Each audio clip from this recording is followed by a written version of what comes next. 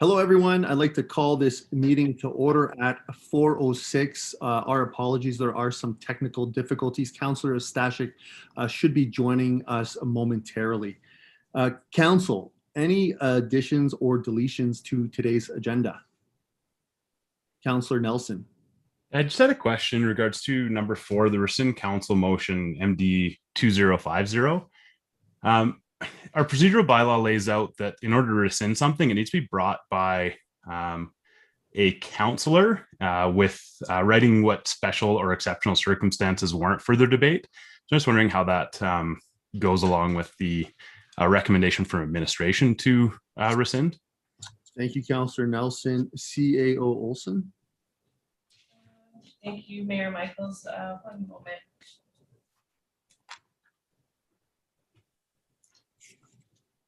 So it's section 15.13.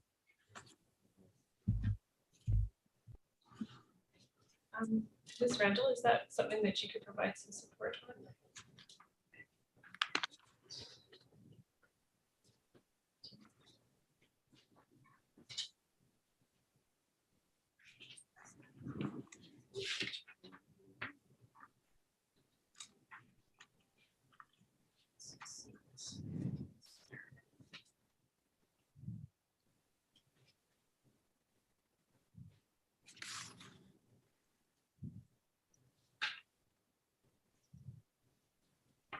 Yeah, it does state that it is council, so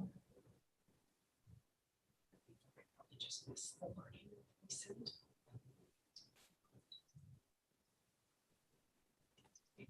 So, Ms. Randall, is there a change in the wording when we get to that item that we could consider?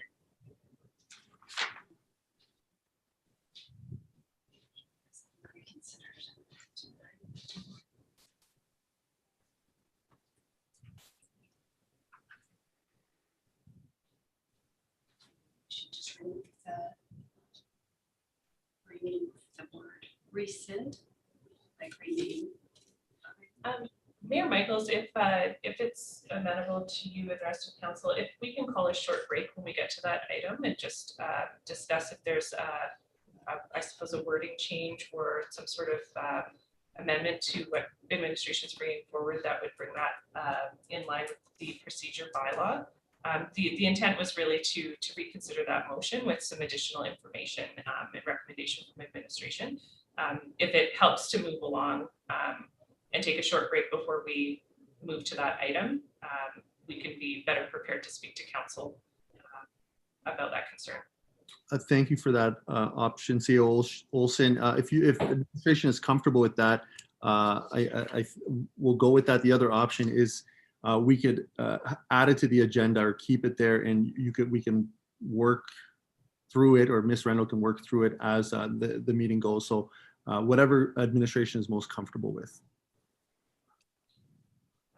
Thank you, Mayor Michaels.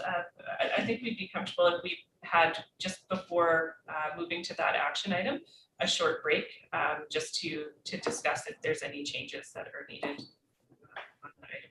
Yeah, thank you for that, CEO Olson. We will take a 5-minute break and reconvene at 4:15. Thank you very much. Thank you. We've just lost everybody. They're there. They just turned off their cameras. Oh, gotcha. Yeah, we're all just cameras off. Surprise! Where did everybody go?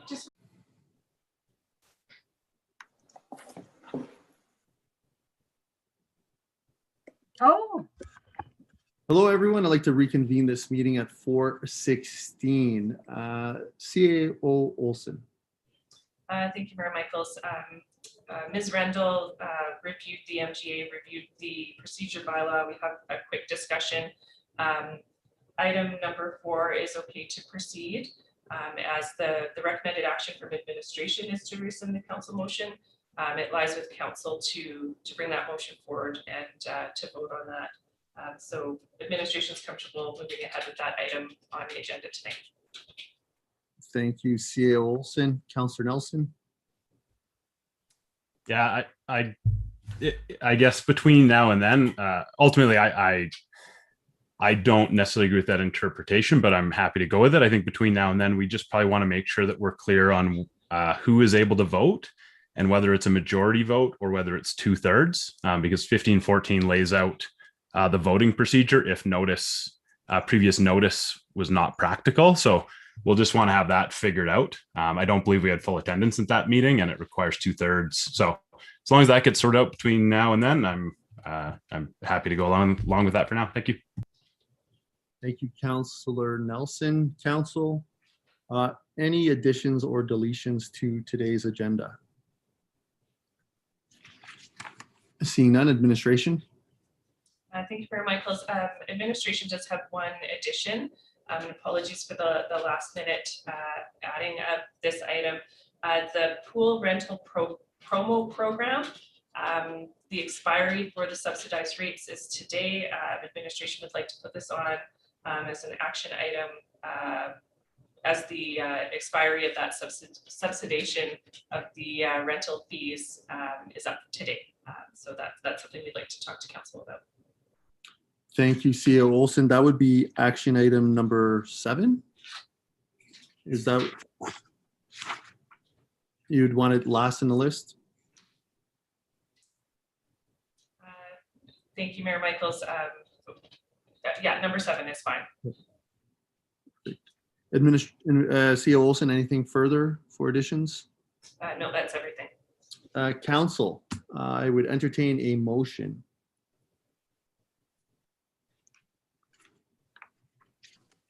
Councillor Hawes.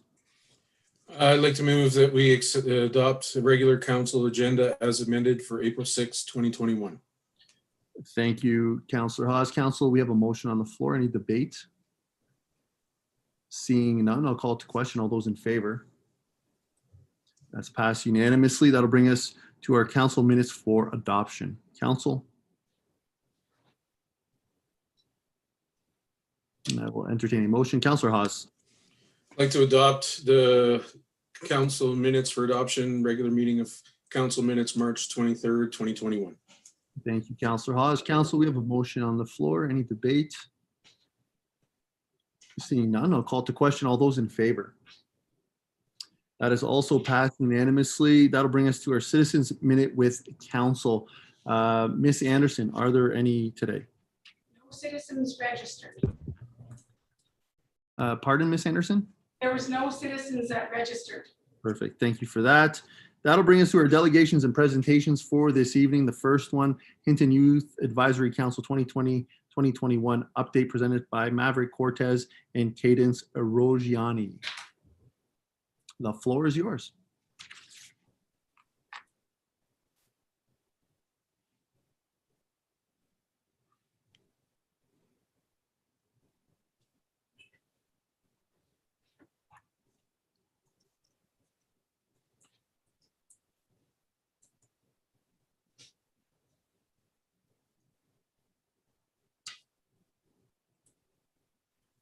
Hi, Town Council. Today, me and Cadence are going to tell you what us and the Youth Council have been doing since we started up this year.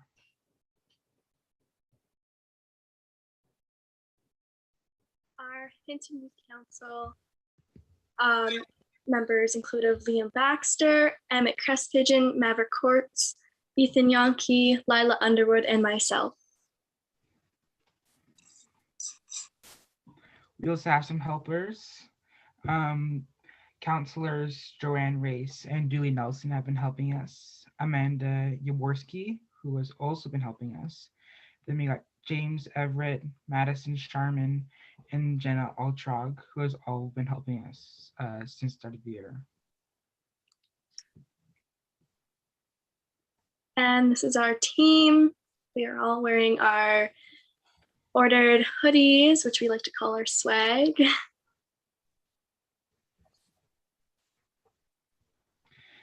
COVID-19 has impacted the progression that we have been trying to do. At the start of the year and currently, we've been meeting every third month or every third Thursday of each month. They were held in person in October and November, but since then we have gone to online meetings. Our plans have been ever changing since we have to oblige to all the COVID-19 rules and regulations. And it's been challenging because online meetings aren't the best way to organize all of our plans.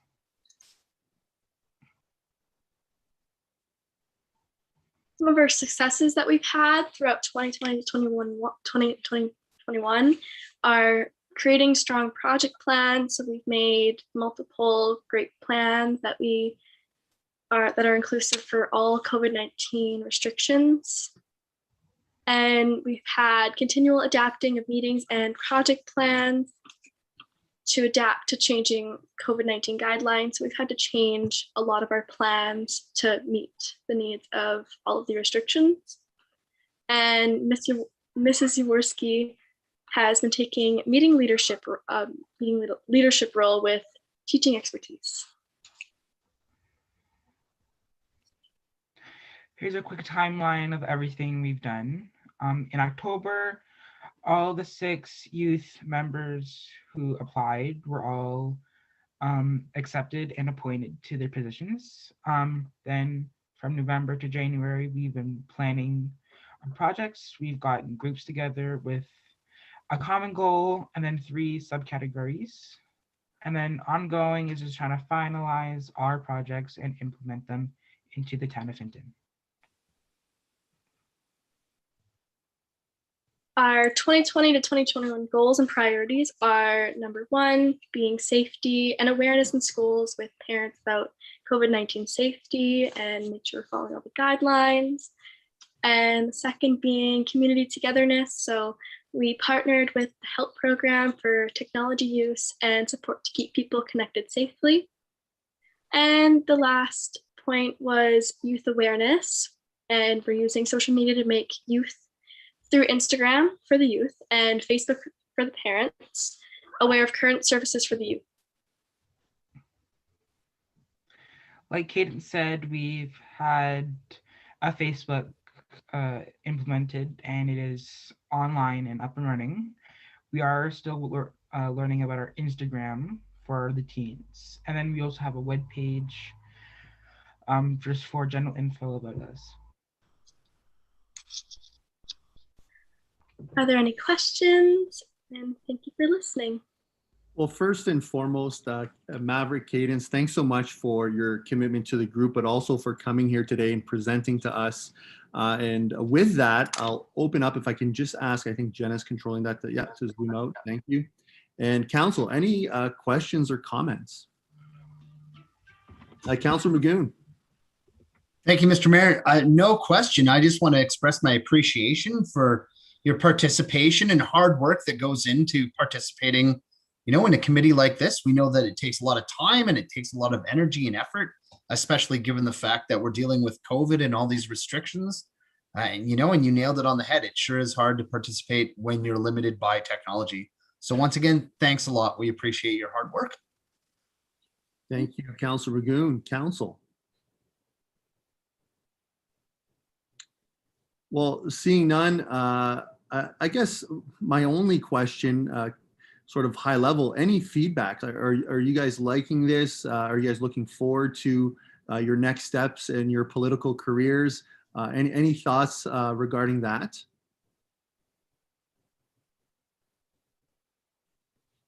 Cadence or Maverick? I mean, I'm looking forward to it, to work. I'm hoping to work in the council when I'm older, so. Good to hear. And you, Maverick? Yeah, it has been fun learning all about the system and what goes into everything that has in the council area. Well, again, thank you. I remember I was terrified. I would not have done what you guys are doing at your age. So you are miles ahead of most people. So we appreciate your dedication, your work on this, and we wish you the best of success in whatever you choose, and especially if you become members of council in the near future. So thanks again, and thanks to all the staff members and everyone who played a part in that. Thanks so much. Thank you. And that'll move us to our second delegation for this evening. It is the 156 Williams Road Tax Penalty Concerns presented by Mr. Dave Drew. Mr. Drew. Good day, Mayor. Can you hear me okay?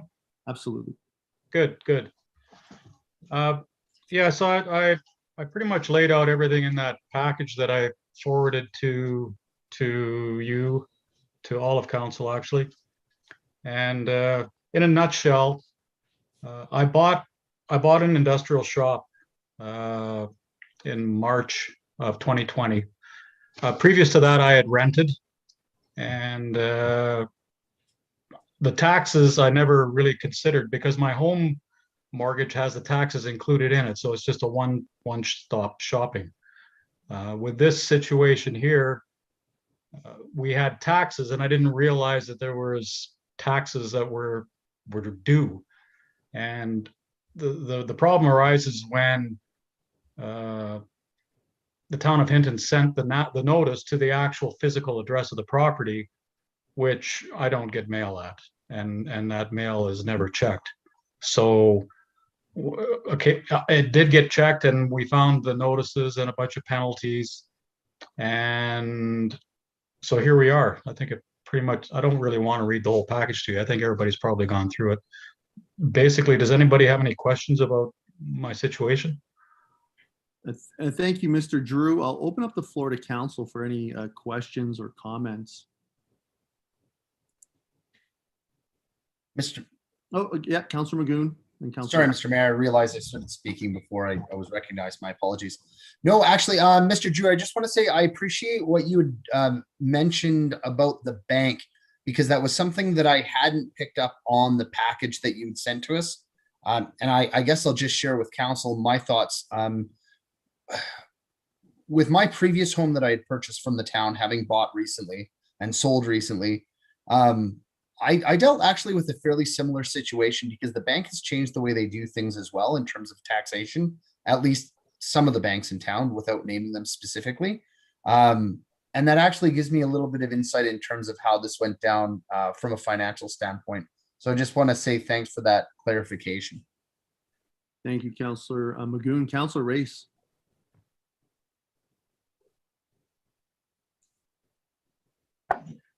Thank you, Mr. Mayor. Dave, I just want to clarify, in reading your package, did you say that there was not a letter from the town from April, May, June? And your first letter was dated, was it November? I believe they sent out the notice, I believe it would have been April or May. Is the date on it, and I didn't get there, and I didn't pick this up until quite a bit later in the year. But the first, the second letter was the penalty letter that was addressed September 1st. So between the 5th of May and September 1st, no, there was no correspondence. But I believe there was also a COVID leniency going on where they were waiving penalties, or that's my understanding anyway. And when that expired, that's when these penalties started kicking in, unbeknownst to me. Okay, good. Thank you. Thank you, Councillor Race. Council? I'll share my comments. First and foremost, thank you, Mr. Drew, for taking the time. I think there's always an opportunity via our policies to, I think, implement things of this nature. In a perfect world, and I hope we get there, I think there should be a discretionary ability within an administration when there's, I think, communication issues, things that aren't common, like having multiple addresses in an address where you don't do your business, but it goes there in order to do this. Now, I think in your case, for me, I wanted to have this conversation with council and I think spend some time on analyzing how we approach your specific situation, but also holistically, we as a council, what do we want to do in order to provide outstanding customer service when there are circumstances that are not somebody who just doesn't want to pay their taxes, right? So to me, there's an opportunity here. For me, it's when do we work this out from a holistic standpoint and not maybe specific to yours, but include yours within that. With that, I'll go to Councillor Magoon. Yeah, thank you, Mr. Mayor. And I just had a question come up. Again, it's formulating because now I understand the bank's involved a little bit here. Mr. Drew, if I may ask, I know my personal experience was almost identical in that I thought the taxes were being paid on my new property because it had always been part of arranging the mortgage that the taxation was built in, and that we received a statement yearly and had for years in our old, our old property, the same as anybody else. It says, this is your tax assessment. This is how much is due, but it wasn't really due because it was built into my taxation or my mortgage, which of course would funnel those payments over. Was that your experience as well? Yeah, with my own personal mortgage, my home mortgage, it was built into the mortgage payment. And then I would get a statement from the town of Hinton stating that this is what was due, but you don't have to pay it because it's already being looked after. It's being automatically submitted for you on your behalf. And as I mentioned, this is my first experience with owning an industrial property. Previous to that, I rented. And when you rent, they call it triple net. They include the rent, the taxes, the insurance, everything that the owner of the building needs to cover his expenses are charged back to the renter. And so it was all inclusive in there as well. So like this was my first experience with it. Obviously, the learning curve on it, it caught me off guard. It really did. I wasn't expecting over $600 in penalties for what I thought was basically an oversight. And as you mentioned, it wasn't that I don't want to pay my taxes. As soon as I realized they had not been paid and they were due, I was down to the town office within a couple of days and got that brought up to speed. So it's just the ongoing, these penalties that kind of rubbed me the wrong way. And as you can see in there, I in hindsight, it's probably not appropriate for me to just pay them to a local charity, but that's what I would do. If you guys waive these penalties, then I will make a donation to a local charity in lieu of this penalty. Councillor Magoon. Yeah, Mr. Mayor, now that, again, having heard this and having walked through this myself, I think there's always a potential to enhance our service levels and how we communicate. Again, we're always looking for efficiencies. But now I realize I've had some personal experience with this. I think this is something that's worthy of our attention to either bring back and, request that we discuss it as a standing committee or have administration look into this potentially. Again, I experienced a very similar situation myself when I bought my newest property. Again, just because I think maybe there's some potential there to improve how we communicate taxes that are already prearranged through a bank versus taxes that are owed. Again, maybe there's better ways to communicate that. Different colors of, I know it sounds silly, but different colors of paper, something to bring attention to the ratepayers a little bit differently. Again, I don't want to get into the specifics of it, but I think there's some potential there. Thank you. Thank you, Councillor Magoon. I do have one question for administration quickly, just in case. CEO Olson, is this policy coming to council anytime soon by chance? Thank you, Mayor Michael. So the tax penalty bylaw is slated for review this year. Administration has undertaken kind of a preliminary review. We have a couple of areas that need to be cleaned up. This was or is on the work plan for administration for 2021. I couldn't tell you the exact time frame that it will be brought forward, but it is definitely one of the bylaws that's in need of review. Thank you, CEO Olson. Council, anything further? Councillor Magoon. Thank you, Your Worship. There is one more point too. A complicating factor I found in personally going through this process, and this speaks to the bylaw when it comes before council, was that if I remember the process correctly, all of the tax from the previous year and the associated penalties being the key had to be brought up to date prior to arranging a prepayment plan. And so my personal experience was that sort of caught me flat-footed. It was a matter of saying, oh, well, we'll take your money for the next tax year, but before before we'll discuss a tax plan, a payment plan, you have to take care of all of this and those penalties that you didn't really realize you had. And like Mr. Drew mentioned, you don't really realize that there's a problem until you've received, in my case, I was on vacation for a couple of months, a couple of late notices, and then you're at, $600-800 in penalties before you have a chance to do anything. So again, there was certainly some frustrations that we felt along those same lines. Thank you, Councillor Magoon. Council? Seeing nothing else, Mr. Drew, I think there's a few options council could consider in the near future. One is seeing when this policy comes here and potentially tying the two together. Council now has the opportunity, after speaking to you, to add this to a future agenda and kind of put in place a conversation in order to determine any further actions with this. But we appreciate you coming to council, explaining your situation and being open to questions from us. And I hope we can get back to you in the near future with something further.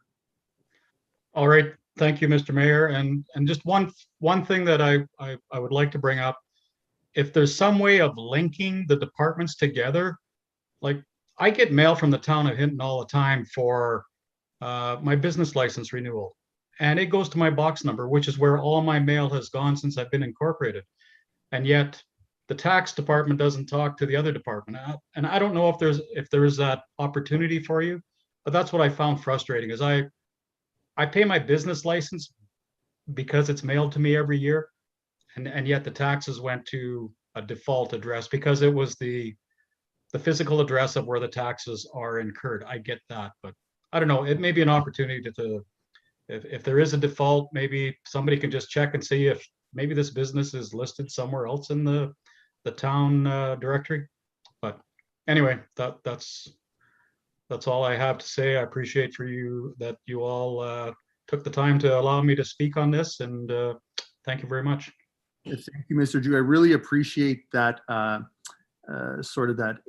perspective on some things that might be disconnected, getting mail from two different departments at two different places. I appreciate that feedback, and with administration on the line, I think that helps quite a bit. And with that, I have Councillor Race.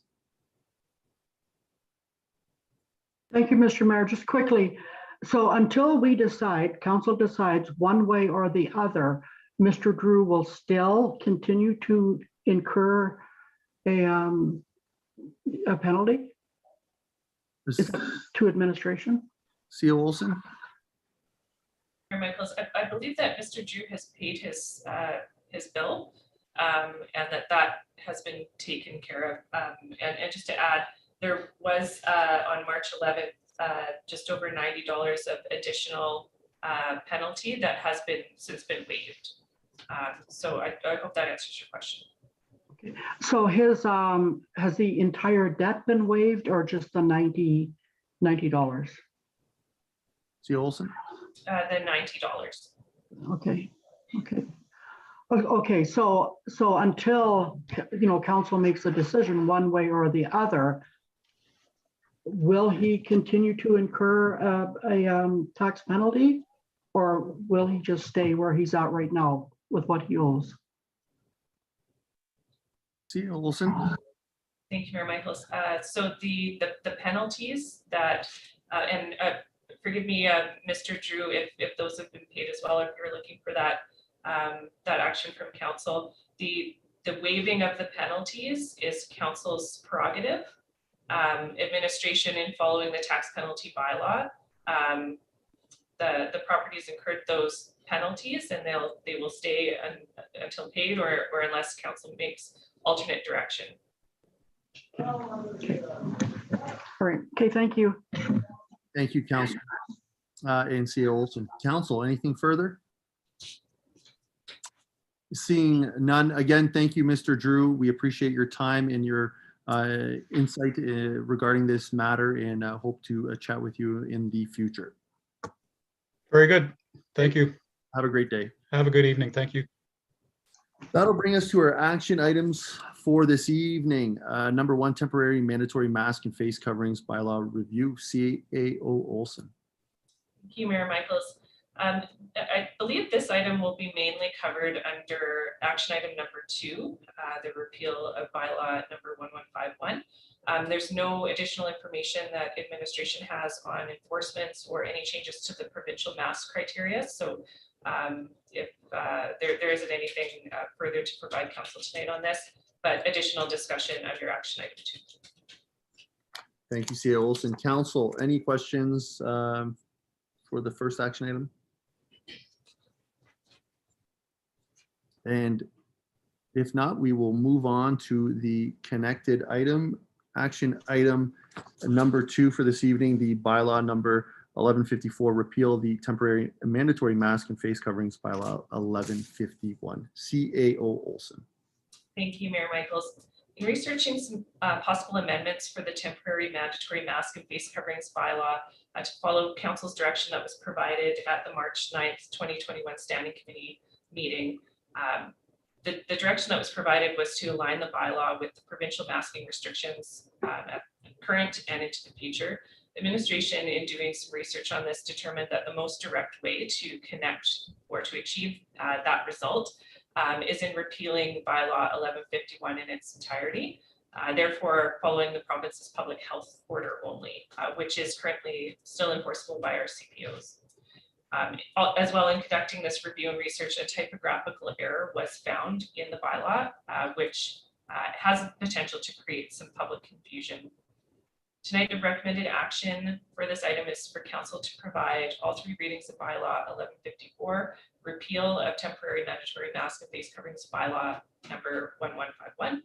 Should council determine in the future, if council does move ahead with the repealing of bylaw number 1151, should council determine a future need for a municipal mandatory masking bylaw, a new bylaw that's updated with this correction taken care of, and any other changes deemed necessary due to circumstances of the pandemic or otherwise can be created fairly quickly and brought to council for decision in the future. Ms. Randall here tonight to support any of council's questions and discussion, and I'll turn it back over to council. Thank you. Thank you, Ms. Olson. Council, any questions, comments, motions? Councillor Nelson. Thank you, Mr. Chair. Providing this is repealed, what communication strategies will be implemented to make sure that citizens of Hinton don't think that they no longer need to wear masks? That's a big part of it for me. And why originally we looked at aligning it was so that we didn't create this confusion for citizens and create a bigger problem. C. Olson. Thank you, Mayor Michaels. So as far as communication goes, should council move ahead with the repealing of this bylaw, following all of our communications channels, including the EOC updates that come out weekly, as well as Facebook, website, Civic Send, including an item in the newspaper as well for folks that receive the newspaper. We would follow all of the channels. This is a big change. Should council repeal the bylaw, moving ahead and clarifying that those provincial restrictions are still in place and they're still enforceable, as well enforceable by our CPOs as mentioned before. The full communications plan would be executed as soon as possible. Yeah, perfect. I really appreciate that. It's a big change that's really no change at all almost. So it's a really, really unique situation and not one we face very often. So thank you. Thank you, Councillor Nelson. Council. Councillor Ostashik. Thank you, Mayor Michaels. I'd like to move that council gives first reading to bylaw number 1154, repeal of temporary mandatory mask and face coverings bylaw number 1151. And if I could just speak to it quickly. Yep.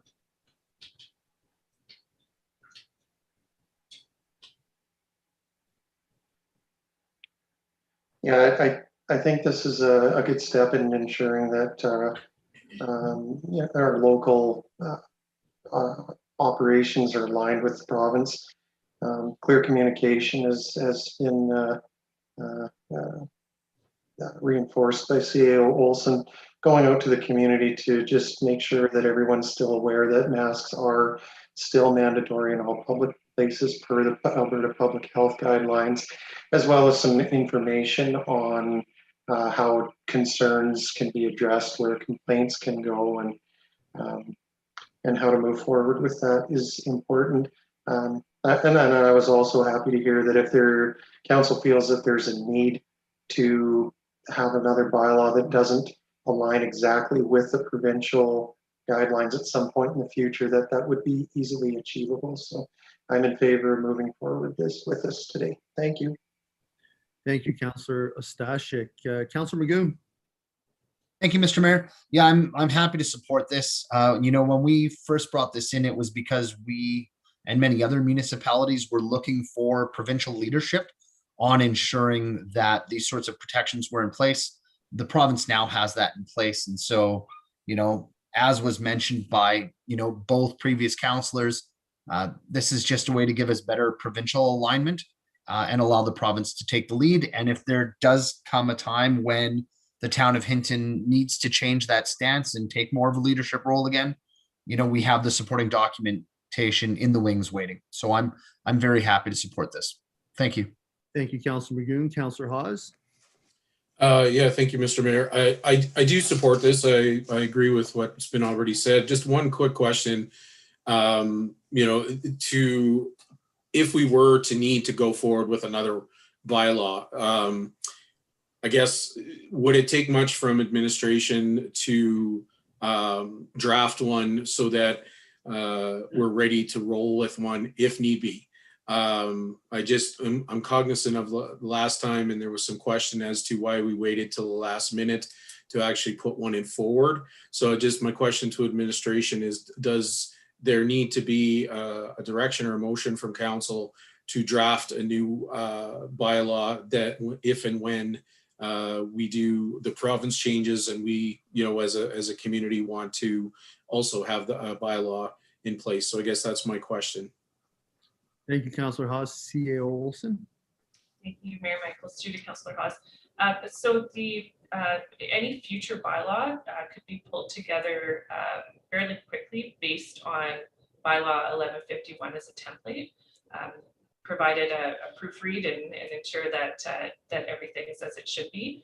Should council have any further direction on criteria or components of that bylaw, that would be included and could be, depending on what that entails, could be done fairly quickly. As before, administration had done some preliminary work on the bylaw prior to it being a direction of council to bring it forward. So this can be turned around very quickly. Perfect. If I may, Mr. Mayor, appreciate that. Thank you, administration. And I, again, in full support of this as well. Thank you. Thank you, Councillor Hawes and CAO Olson. Council, anything further? Seeing none, I'll call to question that council gives first reading to bylaw number 1154, repeal of temporary mandatory mask and face coverings bylaw number 1151. Council, all those in favor? That is passed unanimously. Council, Councillor Magoon. Thank you, Mr. Mayor. I'd like to move that council gives second reading to bylaw number 1154, repeal of temporary mandatory mask and face coverings bylaw number 1151. Thank you, Councillor Magoon.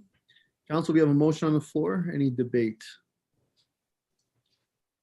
Seeing none, I'll call to question. Council gives second reading to bylaw 1154, repeal of temporary mandatory mask and face coverings bylaw 1151. Council, all those in favor? That is also passed unanimously. Councillor Hawes. Thank you, Mr. Mayor. I'd like to move that council gives unanimous consent for third reading of bylaw number 1154, repeal of temporary mandatory mask and face coverings bylaw number 1151. Thank you. Thank you, Councillor Hawes. Council, we have a motion on the floor. Any questions or debate? Seeing none, I'll call to question that council gives unanimous consent for third reading of bylaw 1154, repeal of temporary mandatory mask and face coverings bylaw 1151. Council, all those in favor? Unanimous consent was passed. Council. Councillor Race. Thank you, Mr. Mayor. I'd like to move that council give third reading to bylaw number 1154, repeal of temporary mandatory mask and face covering, bylaw number 1151. Thank you. Thank you, Councillor Race. Council, we have a motion on the floor. Any comments or debate? Councillor Hawes. I'd just like to say, I am in support of this. I just want to, I guess, take a moment to thank our community members for continuingly to follow the bylaw and to continue to do so, please. It's already been stated already and communication will go out there, but this is by no means a removal of masks wearing in the town of Hinton. It is a provincial requirement. This is just to align, our community with the province as well. So I just want to thank for everybody for their due diligence with this. Especially now when we're seeing, unfortunately, a few increases of cases as well. So I want to appreciate that and thank you again to the community for their support. Thank you, Councillor Hawes. I haven't spoken to this yet. I'll obviously be in support of this. I think this is the cleanest way. I actually didn't want something to be aligned with the province, so we have to spend time and resources kind of connecting it. This is a provincial mask mandate. We should be sort of away from it. As Councillor Magoon said a little bit ago, we were anticipating or hoping the provincial government would do this, and they did not. So that's why we went into that realm. Now it is within their purview, and then we can reassess if things do change in the coming months from a council perspective. But to me, this is clean, and I do apologize to the community that I did not see that extra verbiage in there to cause confusion. It's quite unfortunate. I know most people are empathetic, but some, at the end of the day, totally understandable. I don't know how no one caught it, but I signed that. And in hindsight, I wish I will read every word as much as I can next time. I don't know how that happened, but it's unfortunate. But thankfully, there was a provincial bylaw in place later. And with that, council, anything further? Seeing none, I'll call to question. The council gives third reading to bylaw number 1154, repeal of temporary mandatory mask and face coverings bylaw 1151. Council, all those in favor? That is passed unanimously. Council, anything further for this item this evening? Seeing none, thank you, administration and council. That'll bring us to our third item for this evening, formal adoption of the West Yellowhead Regional Waste Management Authority 2021 Operating and Capital Budget. CAO Olson. Thank you, Mayor Michaels. Provided to council tonight in this report are the WYR WMA final operating and capital budgets for 2021, with the corresponding action that council formally adopt both as recommended by the authority. As well, tonight I have Mr. Voloshin here to support any questions of council. We'll turn it back over to council. Thanks.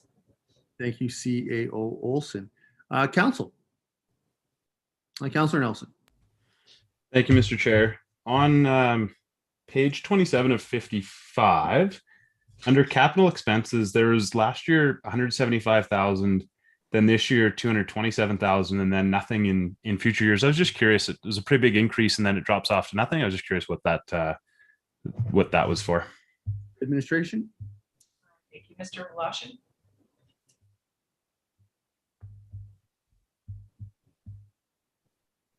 Thank you, Your Worship, members of council. I'm going to speculate the drop off is actually not a drop off. In 2022, we're expecting to spend about 1.8 million on the cell, which will come out in 2022.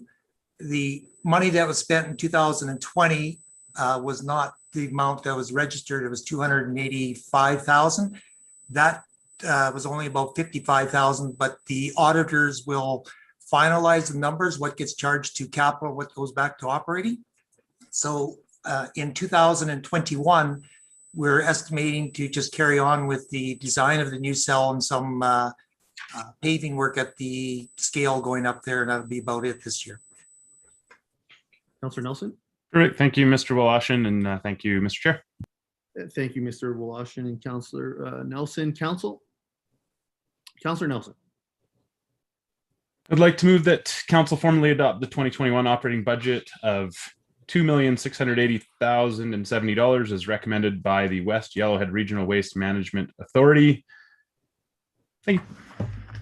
I don't really need to speak to it much. I really appreciate the work that group does, and it's a big budget. And I have had the pleasure of working with Mr. Woloshyn as part of that committee in the past, and appreciate what they're bringing forth. Thank you. Thank you, Councillor Nelson. Council, we have a motion on the floor. Any comments or debates? Seeing none, I'll call to question the council formally adopt the 2021 operating budget of $2,680,070 as recommended by the West Yellowhead Regional Waste Management Authority. Council, all those in favor? That is passed unanimously. Councillor Magoon. Thank you, Mr. Mayor. I'd like to move the council formally adopt the 2021 capital budget of $287,000 as recommended by the West Yellowhead Regional Waste Management Authority. Thank you, Councillor Magoon. Council, we have a motion on the floor. Any debate?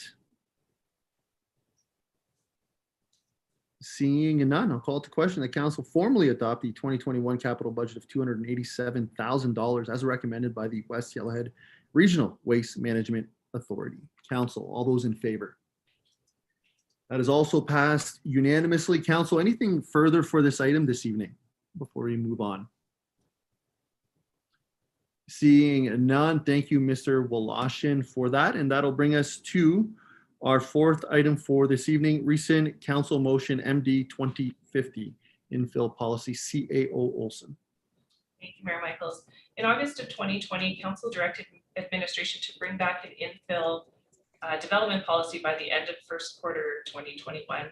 In researching the direction provided by council, it was found that in many municipalities, infill directions provided through a set of guidelines or strategy. Through review of the MDP, additional infill guidelines can be embedded under Appendix A, Land Development Guidelines. The benefit to guidelines as Appendix or as directive, as the change recommended through this review, is a reduction overall to red tape. It provides flexibility and responsiveness by administration to manage these opportunities and support our development community. I do have Mr. Rousseau to answer any questions of council related to the movement from a policy to guidelines, as well. Ms. Walker is here, and Ms. Rendell is also here to support some of the questions that were brought forward earlier in the meeting. So at this point, I'll turn it back over to council for any questions that they may have. Thank you, Ms. Olson. Councillor Magoon. Yeah, thank you, Your Worship. And really, my question is procedural in having considered some of the concerns. I think just in looking at the requested direction, if I could sort of throw this out there for administration to comment on or council, if council was to simply make a motion to embed infill design guidelines in the form of Appendix A as part of a new directive, without the preamble about rescinding, in essence, doesn't that take care of the request to rescind? Because again, as a council, we're giving new direction that provides administration with, essentially further instructions to, the previous motion MD 2050. Administration. Thank you very much, Ms. Randall. Thank you, CA Olson, through to council. Yes, I believe that would work. It was just administration's recommendation to rescind the motion, but if there is just if it's the desire of council just to direct administration to embed the infill design guidelines as part of an appendix to a new directive would be fine. And then that would also address that motion 2050 from August 18th of 2020. If I may, Mr. Mayor, and again, I'm certainly open to any consideration from council. It's just my thinking on it is, if this was a standing committee, I'm sure we would talk about, the potential direction at this point and provide a recommendation to bring it back to a regular council, in the form of infill design guidelines, as opposed to the previous direction. Again, it could be an option, right? Like, I mean, again, I think about the report instructing administration to embed infill design guidelines in the form of Appendix A as part of a new directive. If that was an option, again, in this case, I'm fully comfortable to make that direction. And I think it takes care of this concept of, it's not really rescinding the motion, it's just going in an alternative direction that solves the same end goal, right? The intent is still the same. I don't see that there needs to be a rescinding of the policy. But again, I'm not going to make that yet. I'd like to know what council feels or thinks about that and sort of go from there. Thank you, Councillor Magoon. Council.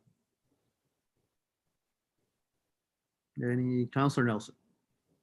Yeah, I struggle with this one. As council, we're supposed to stay at the policy level. If you look at our policy procedures and directives policy, directives are administrative. They're not at the council level, and so it's a little bit weird in that we're kind of rescinding or changing something that is something that we should have an impact, which is policy, and then being recommended to change it to a level that is something that council's not used to or supposed to be kind of engaging with. So to me, if we're changing the policy, then we need to change it to a different policy. And looking at the definitions of directors, it's, approved by the CAO, provides direction to employees regarding operational matters and internal administration, which operational matters and internal administration is exactly where we shouldn't be, and we should be at the policy level. So personally, I would rather just see the policy stay. It was recommended by administration to develop a policy, and I would be most comfortable, even if it's a really high level policy that just states, council is looking to advance infill development and cut red tape, then great. So thank you. Thank you, Councillor Nelson. Administration. Thank you. I can speak to that, please. Yeah, Ms. Walker. Yes, thank you very much, Emily. Yes, no, you're absolutely right, Julie. That is the intent here, is that we will have a overarching policy to the directives for the infill guidelines. So under Appendix A, we have such things as subdivision application approvals, outline plan approvals, development agreement approvals, area structure plan approvals, land use amendment approvals. So we just feel like this is a good spot to embed, some sort of strategy guideline around infill. But yes, definitely we would have a policy, like you just said, a bit of an overarching, more high level, but that will definitely be included. So that will be at your level. And then the directive would be at CAO level. So definitely that is the intent here, is to have a policy to overarch those. Yes. Thank you for that, Ms. Walker. A clarifying question pertaining to this, and that was sort of my understanding. So if we rescind MD 2050, policy 1106 will be coming to council in the future with those additional changes to compensate. Is that correct? 1106 is the policy. That's already been approved by council. We're just following the guideline of the policy in order to create the directive. So no, it wouldn't. And Emily can speak to this, or Sandra. It wouldn't be changing the general 1106, to my knowledge. C. Olson. Thank you, Mayor Michaels. I think I'll look to Mr. Rousseau to provide a little bit of clarification as well. Thank you. Thank you. Yeah, Olson. The idea of not going with a policy or recommending not a policy over a guideline council is simply to give administration more flexibility, because with the infill policy, if it's a policy, then we are becoming very prescriptive that we have to stay within that. So for argument's sake, if somebody does not have a water connection and he wants to connect to it, well, the policy, or as the MDP stands, will dictate that you have to get a separate connection, separate meter. And I'm using an example that may not be very sort of clear, but that gives us the option to work with them to either dogleg the connection and meter it at their property itself. So the guidelines from what we studied, Mr. Walker and I, gives you more flexibility as an attachment to the MDP, other than having to change the MDP going through a public participation process again. That was the thinking behind it. Okay, thank you for that, Mr. Russo. Before I go to Councillor Magoon, to Councillor Nelson's point, and this is where I could agree, but I think I'm okay, is administration is asking us to deal with specifics regarding the directives within the policy. So even though directives are administrative, the policy, which those directives are part of, is a council responsibility. We can adopt this policy, the terms within it, even though those terms then are connected to administration. So there's a separation. I have no problem approving a change to the directives within a policy. I believe that is our duty. And then administration can use that flexibility within the directive. So unless something changes, I would be okay with the recommended motion from what I understand at the moment. With that, Councillor Magoon. Yeah, thank you, Mr. Mayor. And so I guess I have a question and then a comment to council. The question is for administration. So based on what I've heard from administration tonight is that by going with recommended action, essentially what we're doing is we're providing the flexibility necessary to allow administration to make those changes that the mayor had just sort of highlighted and outlined moving forward within the document as a whole. Is that correct? Administration? Thank you, Mayor Michaels. That is correct. Under guidelines, administration has a bit more flexibility than following a policy. Any working outside of policy or bylaw needs to come to council for decision. So this is the best practice that we've seen in other communities as far as infill guidelines and where they fit. So hopefully that answers your question. Yeah, and Mr. Mayor, if I may make a comment then to the rest of council on that. So yeah, so on that point, very much so. I'm almost ready either to make the motion or support the motion. Well, actually, I'm going to hold off until somebody does make the motion. That's more appropriate. Thank you. Thank you, Councillor Magoon. Councillor Nelson. Thank you, Mr. Chair. And maybe I'm missing something. Mr. Mayor, you talked about making these changes underneath the policy, but I guess where I may be missing is what policies do these directives fall under? Thank you, Councillor Nelson. Before I go to administration, I'm just reading the last sentence under the analysis. Therefore, as part of the update, administration will be recommending the removal of the appendix and create them as directives as per policy 1106 with an overarching policy to be approved by council. So then all that stuff will come within that policy to a future date to council, and then we would approve that policy. That was my understanding, where then we don't get into the weeds. We're approving the policy and the connectiveness. And with that, I'll go to administration to either add or correct me if there's anything of my understanding. Mr. Russo. Yeah, I don't have anything more to add through to the chair, to Mayor Michaels. I think you're absolutely correct that the 1106, that stands as the policy that will come back to you to approve. And so that's basically what we're asking. We're not asking for a new policy. You will still be approving policy, and we will be doing the administrative side of the policy. Thank you, Mr. Russo. Councillor Nelson. Yeah, I think I'm requiring more clarification now.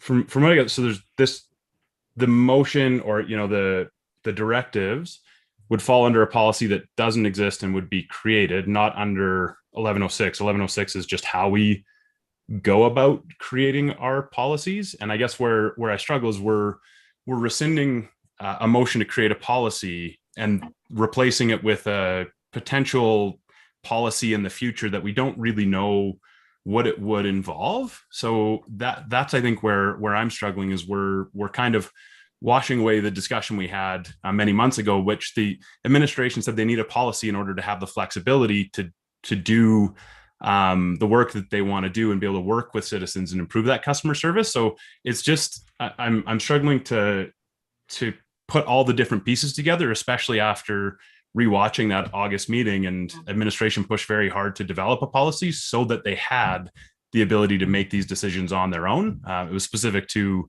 a developer that wanted to do work. So there's certainly some gaps here that I'm just not understanding. So thank you. Thank you, Councilor Nelson. Administration, did you want to comment on that? Ms. Walker. Yes, if I could comment. Councillor Nelson, yes, there is some confusion here. So policy 1106, Sandra, it is the policy. So that is what was developed in order to direct administration on how to prepare policies and directives and that whole hierarchy. Okay. So when I refer to 1106 in my report, what I'm saying is that I'm following internal practice. So what I'm looking at, and I'm sorry that there's that confusion, even with myself and Winston, is that the idea is that we're going to make a directive, correct? We're going to embed it into the guidelines. However, we're going to have a very short, high level, overarching policy, which will not be 1106.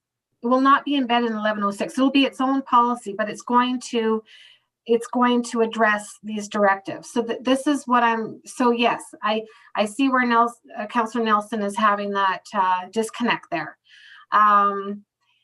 So what we see is that the best place that it needs to be is in this new directive that we're going to prepare, which was originally part of our municipal development plan. Now, our municipal development plan needs to be updated. So we're going to come to council late spring with an amendment to the MDP. And one of those amendments will be that we remove these appendixes, A and B. A is the land development guidelines and B is established area guidelines. So we're going to remove those from the statutory plan because they don't really belong in there. Okay, so we're going to need to do the amendment to the MDP first. So first reading, we have to do public hearing, second, third reading. Once we can do that, those have been removed. Then we come to you and say, okay, so now we've got these appendixes that we want to make into directives. But overarching those two directives is a short, high-level policy that council approves. We'll be down in the weeds with the directives, right? But in that, saying that, we would like to also be inclusive of developers. We would like to engage them. We would like to engage yourselves. Perhaps it's a workshop, I'm not sure. We would also like to engage economic development, our land coordinator. These are the stakeholders that need to be there.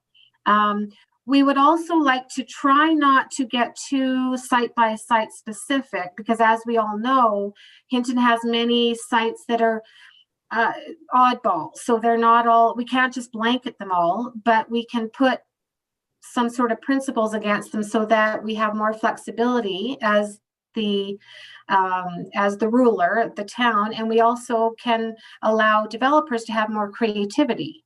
On these specific sites that maybe don't meet all our minimum engineering design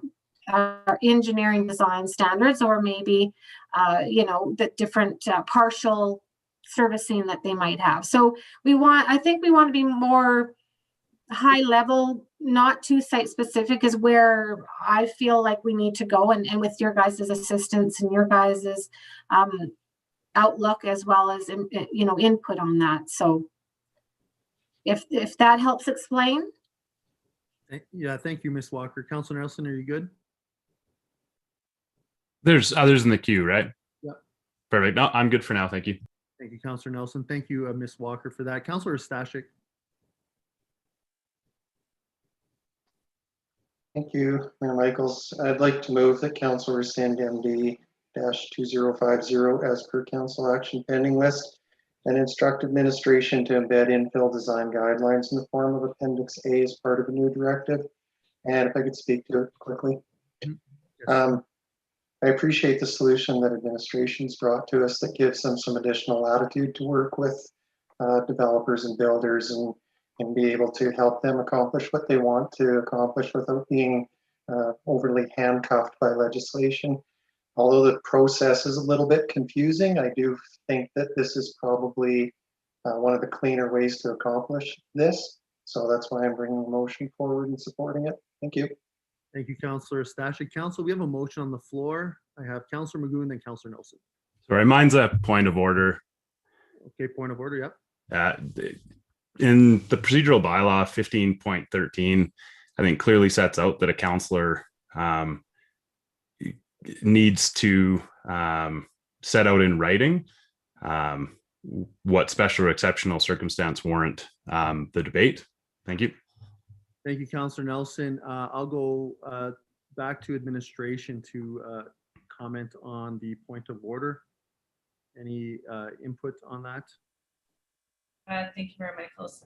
So I will look to Ms. Rendell for some support here, but I believe in administration bringing forward this opportunity or through research that was conducted in preparation to bring a policy forward. Administration is making the recommendation to rescind the motion, or is looking for that support from council as the circumstances around this policy through the research and development of what council's direction have provided us in August has changed. So upon doing more research and taking another look at this with some new folks around the table, this was something that that we felt could be better addressed through the guidelines. So administration's recommending this action. It's not coming uniquely from a councillor outside of this report. That's my understanding of this. I understand that there's a bit of confusion. Ms. Randall, if there's anything further. Sure. Mayor Michaels, apologies. Administration's requesting just a minute break if possible, just to be best prepared to speak to this. Okay, CEO Olson, we'll take a 2-minute recess and we'll AO Olson. Thank you, Mayor Michaels. So thank you to council for providing that opportunity for a little break so administration could discuss this a little bit further. We kind of got into a bit of a tangle with the procedure bylaw and some misunderstandings on our part of what was possible here. So the recommendation, I guess, advice that administration would provide is to withdraw the motion that's currently on the table. This item can be brought back to a future meeting date for decision. In that, so potentially May 4th for decision.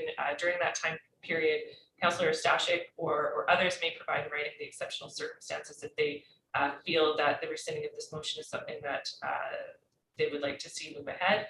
That can be addressed prior to revisiting this item during that May 4th meeting. So that's an option for council to consider as upon further review, the requirement of having set forth in writing the reasons or exceptional circumstances for the rescinding of a motion that's already been passed by council. This would clear that up procedurally. Thank you, CAO Olson. With that, I'll give the floor to Councillor Stashik if he will entertain that.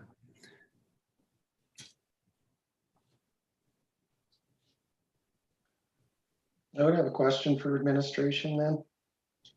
15.14 of council procedure bylaw states in emergent situations where previous notice to rescind or amend a motion previously adopted is not practical. A motion to rescind or amend a motion previously adopted shall require a 2/3 vote of councillors present at the council meeting at which the rescinding or amending motion is introduced. So if I choose to let my motion stand and it passes by a 2/3 majority, it moves ahead regardless, correct? Administration? If council deems the motion to be emergent, it's in emergent situations that applies. 15 or 14 applies then. And 2/3 of councillors present at the meeting it was passed, and at that August 18th meeting, Councillor McGowan was missing, like he was absent from that meeting. Councillor Stashik?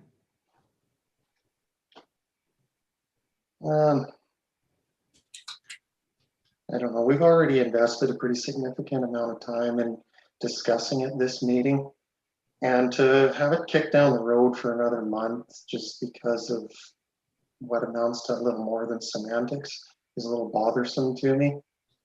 I prefer it get dealt with today, but I do want to see it dealt with properly. So as much as it is not appetizing to me and it bothers me quite a bit, I will withdraw my motion unless there's opposition from council. Thank you. Thank you, Councillor Stashik. Council, is there any opposition to withdrawing the motion? Seeing none, motion is withdrawn. Administration, anything further regarding this? Thank you, Mayor Michaels. Nothing further regarding this. This is an item that the updates to the MDP and other work related to that is ongoing. It is scheduled to be brought forward to council later on into May.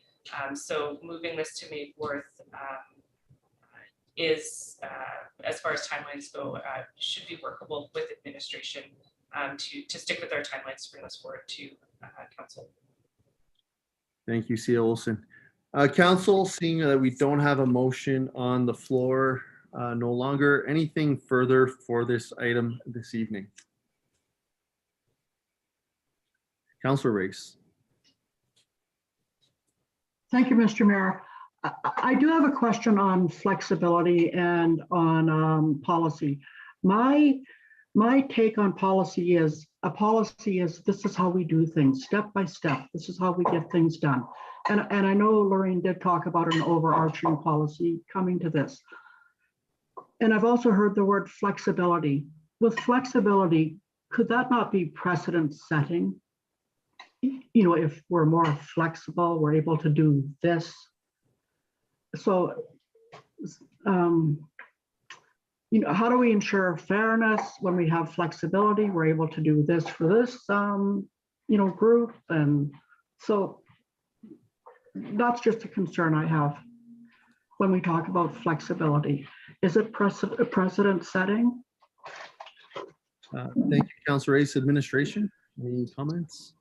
Thank you, Mayor Michaels. So I'm not sure, just a clarifying question, Councillor Race. So the flexibility that we're talking about is I guess available to administration through guidelines or directives, things that are approved at the administrative level rather than the council level. And there's the flexibility it's provided through some discretion that administration is able to exercise when specific situations arise. So policy is fairly rigid and should be followed and not worked outside of without council permission or you know, motion or direction of council to support that. So I'm not sure. Does that answer your question, Councillor Race, or did you have anything? No, it does. It sounds like flexibility. You're are able to use flexibility on existing methods that you have available to you. So it does sound good. Okay, thank you. Thank you, Councillor. Thank you, Mr. Chair. I guess my question is, do we have a timeline and or a name for what the overarching policy would be? Administration. Walker? If I could speak to that. Actually, no, if you have something clever, that'd be great. So basically what we're going to be doing, right, is we're going to be removing Appendix A and B from the municipal development plan because they don't really belong there. Again, this is a statutory document. These are guidelines. So we'd like to remove them, which means before, like, we have to do an MDP amendment first, which will mean first reading, public hearing, second, third reading. So once we get that passed, those appendixes have been hopefully removed. Then we would like to add the infill guidelines directives, however we're going to, however we're going to do these with the consulting of, like I said, developers and the economic development, you guys, like however we're going to address these infill guidelines, hopefully not too restrictive, then those will fall under those an Appendix A and an Appendix B. So you're right. We could have a policy with a new name to kind of cover these two things. I haven't come up with that yet, but I'm sure if you guys have any ideas, that would be great. So we got land development guidelines and established area guidelines, right? The established area guidelines are the areas of town which do not fall under area structure plans. So we have those, and then the land development guidelines are, as I said earlier, things like area structure plans, development agreements, outline plans, all those things where those are the requirements of the approval process kind of thing. So yeah, I haven't come up with a name yet. It's still immature, but yeah, we'll come up with a fancy name for this policy to cover those directives. Yeah, if I could follow up, Mr. Chair. Yeah, what kind of where I was going with it is I also don't want to be dealing with it in a month, but I also don't want a policy that we were pretty clear that we wanted to achieve. I don't want that to just be forgotten about. So if there was a way to postpone this item until at which point the unnamed and undated overarching policy was to come forward, to me, that would make a lot of sense. And the exceptional circumstance would be we've created a different policy that envelops this one, and that's why you get rid of the other one. So to me, I just don't want this to be lost. This is something that was important to our council. And if it's not named and we don't know a date yet, I'm guessing it'll probably be the next council that will be dealing with this overarching policy. And I think ensuring that infill is something that is addressed and something that creates opportunities is important. So if there's any way that could be achieved, which is just postponing this until that policy comes forward, I'd totally be happy with that. And I think that would bring me a lot of comfort, and I think still give this council and future councils the certainty of making sure that infill opportunities are captured. So thank you. Thank you, Councillor Nelson. Council, no motion on the floor. Any appetite to do anything further with this item today? Seeing none. Administration, do you need a motion to accept this for information since there's been no direction? Thank you, Mayor Michaels. At this point, a motion from council to postpone this item or to bring it back at a future regular meeting would be appreciated, just so it's not lost. As stated, we would be looking to address this item within the next month, so by the May 4th regular meeting. Thank you, CEO Olson. Councillor Magoon. Thanks, Your Worship. Then I would like to make a motion to postpone this item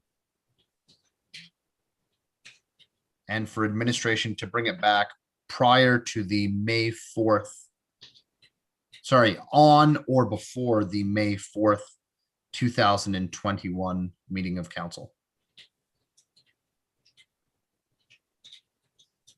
Thank you, Councillor Magoon. Administration, any issues with that direction?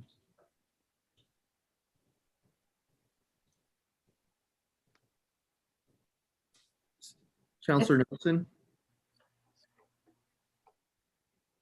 Thank you, Mr. Chair. I guess my question about postponing it is, I believe it has to come back as is. So it's I guess because there was no, it says brought back with all motions connected with it. We're not postponing a motion, we're postponing an action item. So as long as that gives administration and council the flexibility to do whatever we feel necessary, then I'm comfortable with it. Thank you. Thank you, Councillor Nelson. See the motion. Administration. Thank you, Mayor Michaels. Sorry, I just would like to take a look at the motion once more.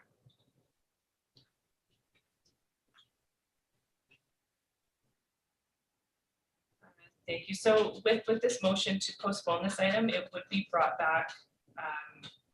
The same report would be brought back, but what it allows for is the opportunity for Councillor Stashik, who made the motion to rescind MD 2050, the opportunity to put in writing those exceptional circumstances. So this would come back as is, but that opportunity to provide the exceptional circumstances in writing is provided so that the motion can move ahead and the rescinding of MD 2050 can be completed.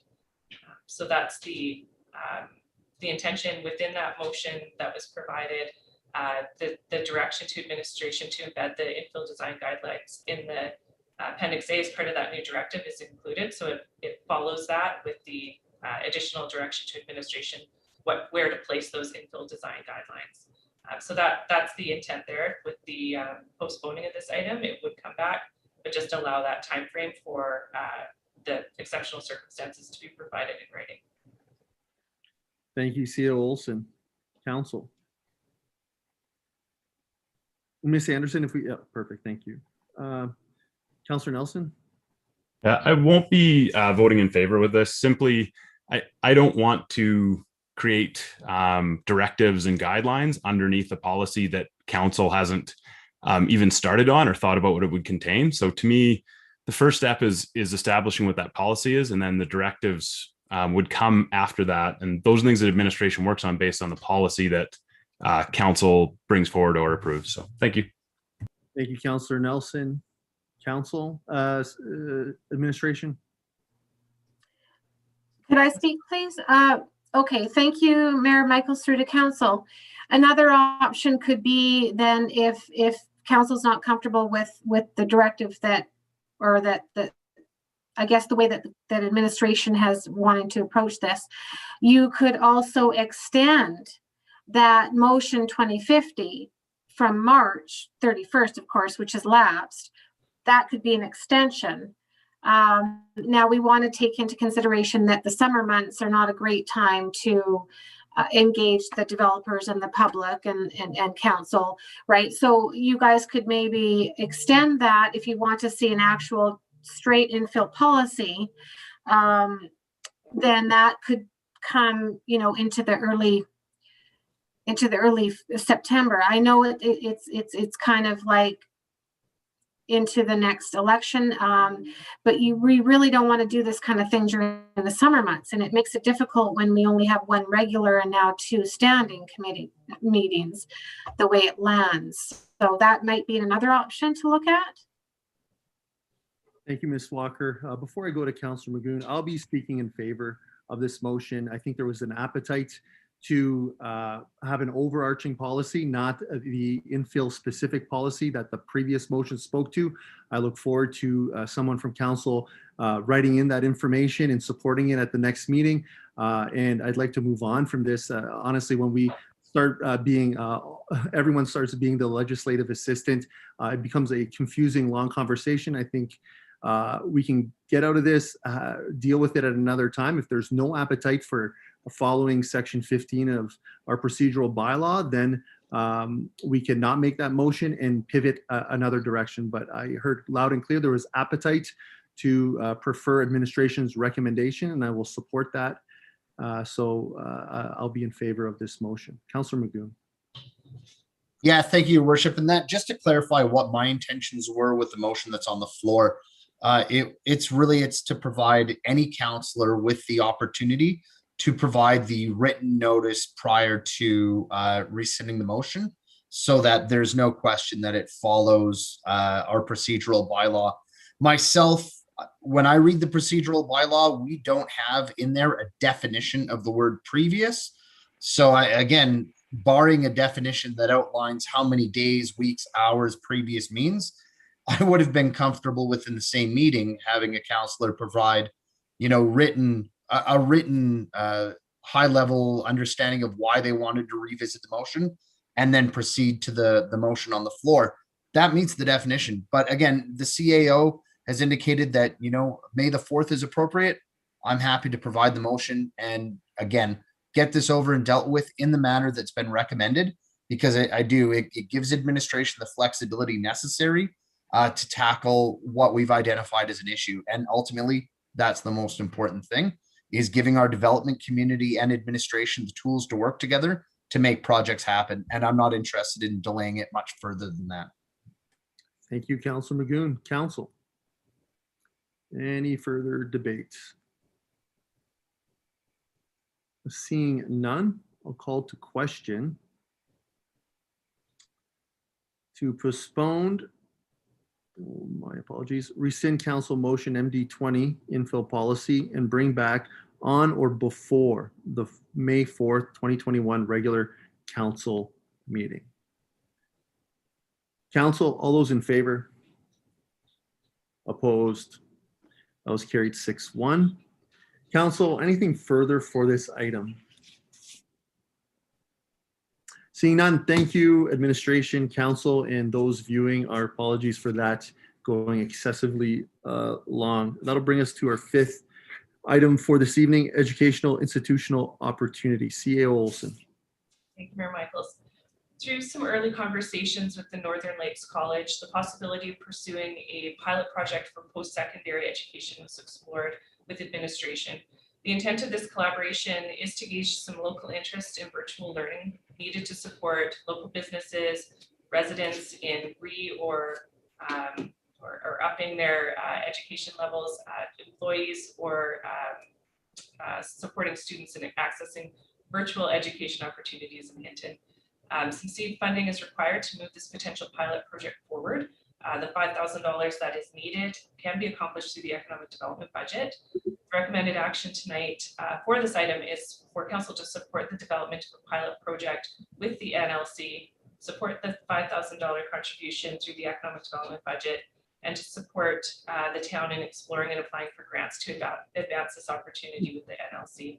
I do have Mr. Rousseau, Mr. Kovac here to help in answering some questions. We're just seeking some support. This is a positive step for the community, and the conversations have been very promising. However, council support is needed to move this any further. This time I'll turn it back over to council. Thank you, Theo Olson. Council. Councilor Stashik. Thank you, Mayor Michaels. I do have a question for administration. Obviously, the benefit of having a bricks and mortar campus in our community is tangible, real, and feasible. But I'm just wondering if administration could maybe outline some of the benefits of Hinton having a virtual campus, what the benefits that might be seen via that over just the opportunity that already exists for students to be able to do distance learning through Northern Lakes College. Thank you, Councilor Stashik. Administration. Thank you, Mayor Michaels. Mr. Rousseau. Yes, thank you, Chair Elson, and through to the chair. Council, one of the key benefits would be that though it's virtual, you'll have certain courses that will require in class. So for argument's sake, healthcare aid will require an in-hospital or in senior care home training. So that would bring, not bricks and mortar, but that would bring people physically to Hinton. So if you look at a cohort that we need 7 or 8 students to make it happen, if somebody's living in Whitecourt, it would be very hard to get people from Whitecourt here or to go to Edmonton. So if we become that little hub through the pilot project, one, Hintonites can stay in Hinton and do their practical right here and probably be employed in future. And we can find people from the surrounding areas to come to us. So reducing travel as well as entertaining training opportunities. The other part of it is that you have your industry that has to reskill and upskill. And so you can do it actually right at their premises. You could use your existing high school shops, depending on what the capacity is there. And you don't need more bricks and mortar, but you can use existing bricks and mortar. Thank you, Mr. Rousseau. Councilor Stashik. Yeah, I appreciate that clarification. That really brings some of the benefits and advantages of having, Hinton as a virtual campus. Having the ability to have some actual physical presence and a place where students can go to do their practical applications for their courses makes it abundantly clear to me how this benefits. Thank you. Thank you, Councillor Stashik. Mr. Russo? Yeah, just to add to that, one of the other benefits would be that as students want to register for Northern Lakes, there would be a point person eventually once the pilot gets a route that will be based in Hinton. So they actually have a point of access to talk to Northern Lakes, though they are virtually connected. Thank you, Mr. Mayor. Thank you for that, Mr. Russo. Councillor Magoon? Yeah, thank you, Your Worship. I'd like to make the motion that committee recommends council support the development of a pilot project to recruit post-secondary to Hinton with Northern Lakes College. And then if I may speak to that. One of the major reasons that I am supporting this is that it's identified within this outline, within this request for decision, that eventually, one of the goals is, of course, a bricks and mortar facility. In being involved in education, I firmly believe a sustainable educational project in the community needs to involve a bricks and mortar. Now, that being said, that's a long-term out, right? It's, we grow big things by starting out small. But, I like the idea of being aggressive, going out, trying to entertain and bring in, a group like Northern Lakes College to see, first of all, what's the potential, what's the pilot presence that we can get rooted in Hinton, and then see what we can foster and grow. I think that's wise. I think it's, well thought out, and it's something that is sorely lacking. And I think we have the potential to be that hub, as was just mentioned, for a number of the communities surrounding this area. But ultimately, again, I'm going to ask council, in case anybody's in this for the long haul, to consider the following. That really needs to hinge on the eventual development, and maybe this is something we have to push with Northern Lakes College, of a bricks and mortar, a nice facility. Because again, if you put yourself in the shoes of an 18, 19, 20-year-old student, when you're looking for a college, you aren't looking for who has the best telepresence. You're looking for who has the flashy campus. You go to a campus to visit it, to see what the feel and what the social aspect is, what the feel physically of the location is. That's what sells campuses. Otherwise, you wouldn't have students going on tours to different campuses across the country and province. So again, I think that's very important. It has a place in this outline, but I think it's so important that it needs to be mentioned again. Thank you. Thank you, Councillor Magoon. Council, we have a motion on the floor. Councillor Haas. Thank you, Mr. Mayor. First of all, I want to thank administration for bringing this forward. I think it's exciting.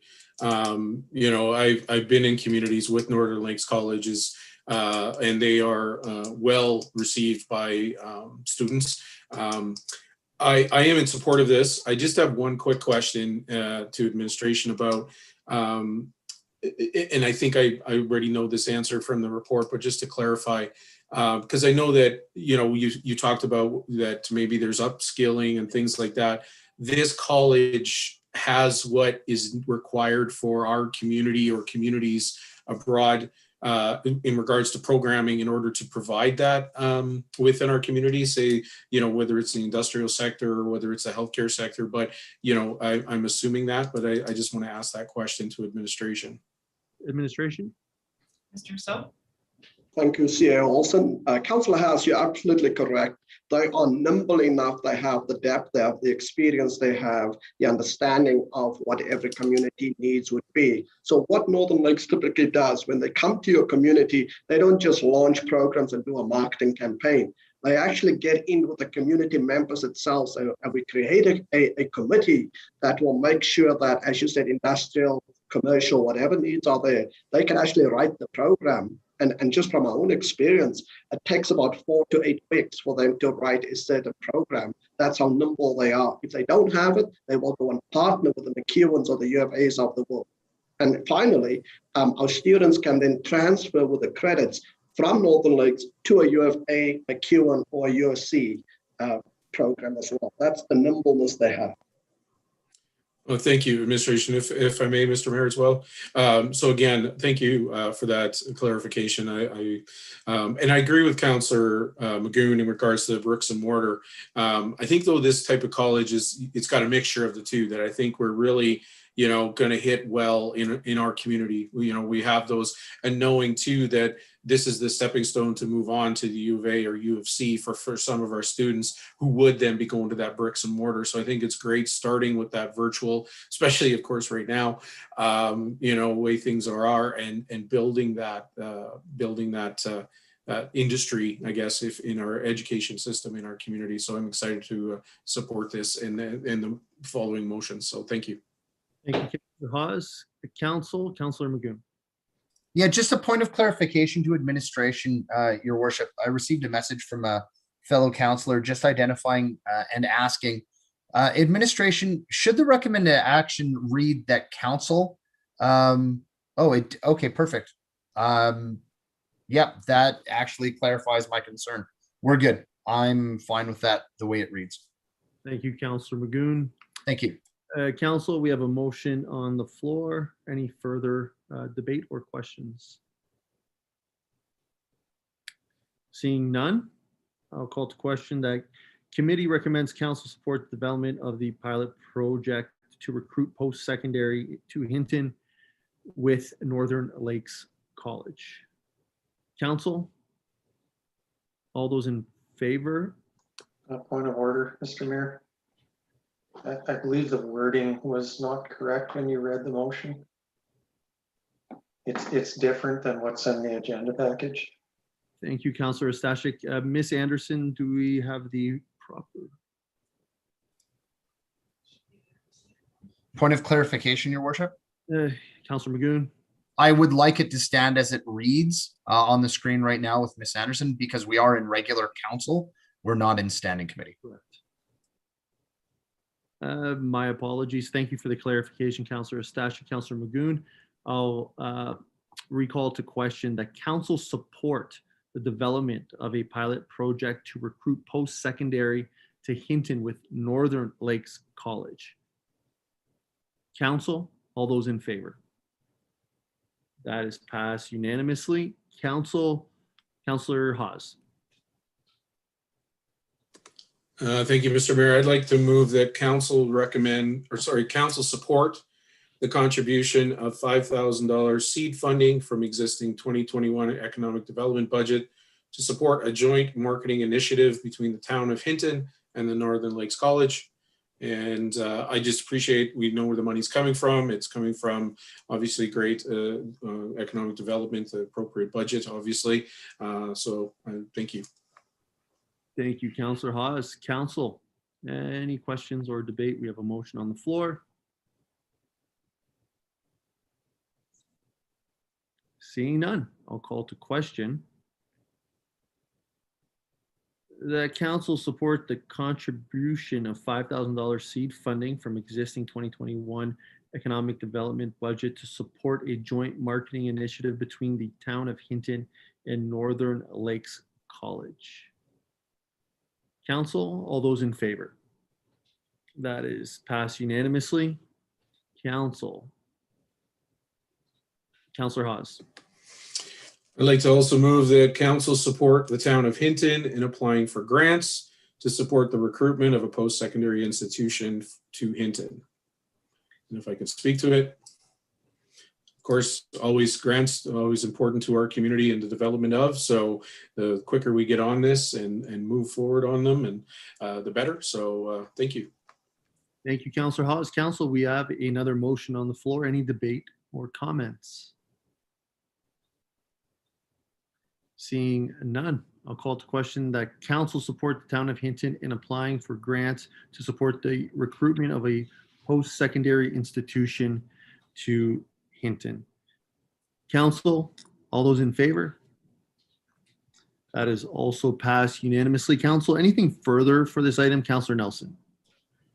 My question lies in all three of these motions. Could they be something that administration is able to do on their own? And the reason I ask, the budget's already been approved, it's within the budget. Applying for grants My concern is with only one regular council meeting a month. If there was a competitive grant that closed on April 5th, would that be something administration could just do? Understanding that everything with this agenda item fits within multiple parts of our strat plan as well as our CSP. So I agree with all of it. I just don't want us to miss future opportunities if it's something administration is able to do. Administration? Thank you, CEO Mayor Michaels. My goodness. So there are times where within the grant applications that administration is preparing, there is a requirement of a resolution from council. I don't know that we've identified that in the grants that we are seeking to apply for moving forward, but I do think it's also before council tonight to seek that support so that when we go back to have discussions with Northern Lakes, that they know that council is in support of the moves that we're making. I think that's also important to maintain relationships with other educational providers in the region, including GPRC, and so to ensure that we have council support moving forward and that we can preserve those relationships, and as well to make sure that the community knows what administration and council are working towards.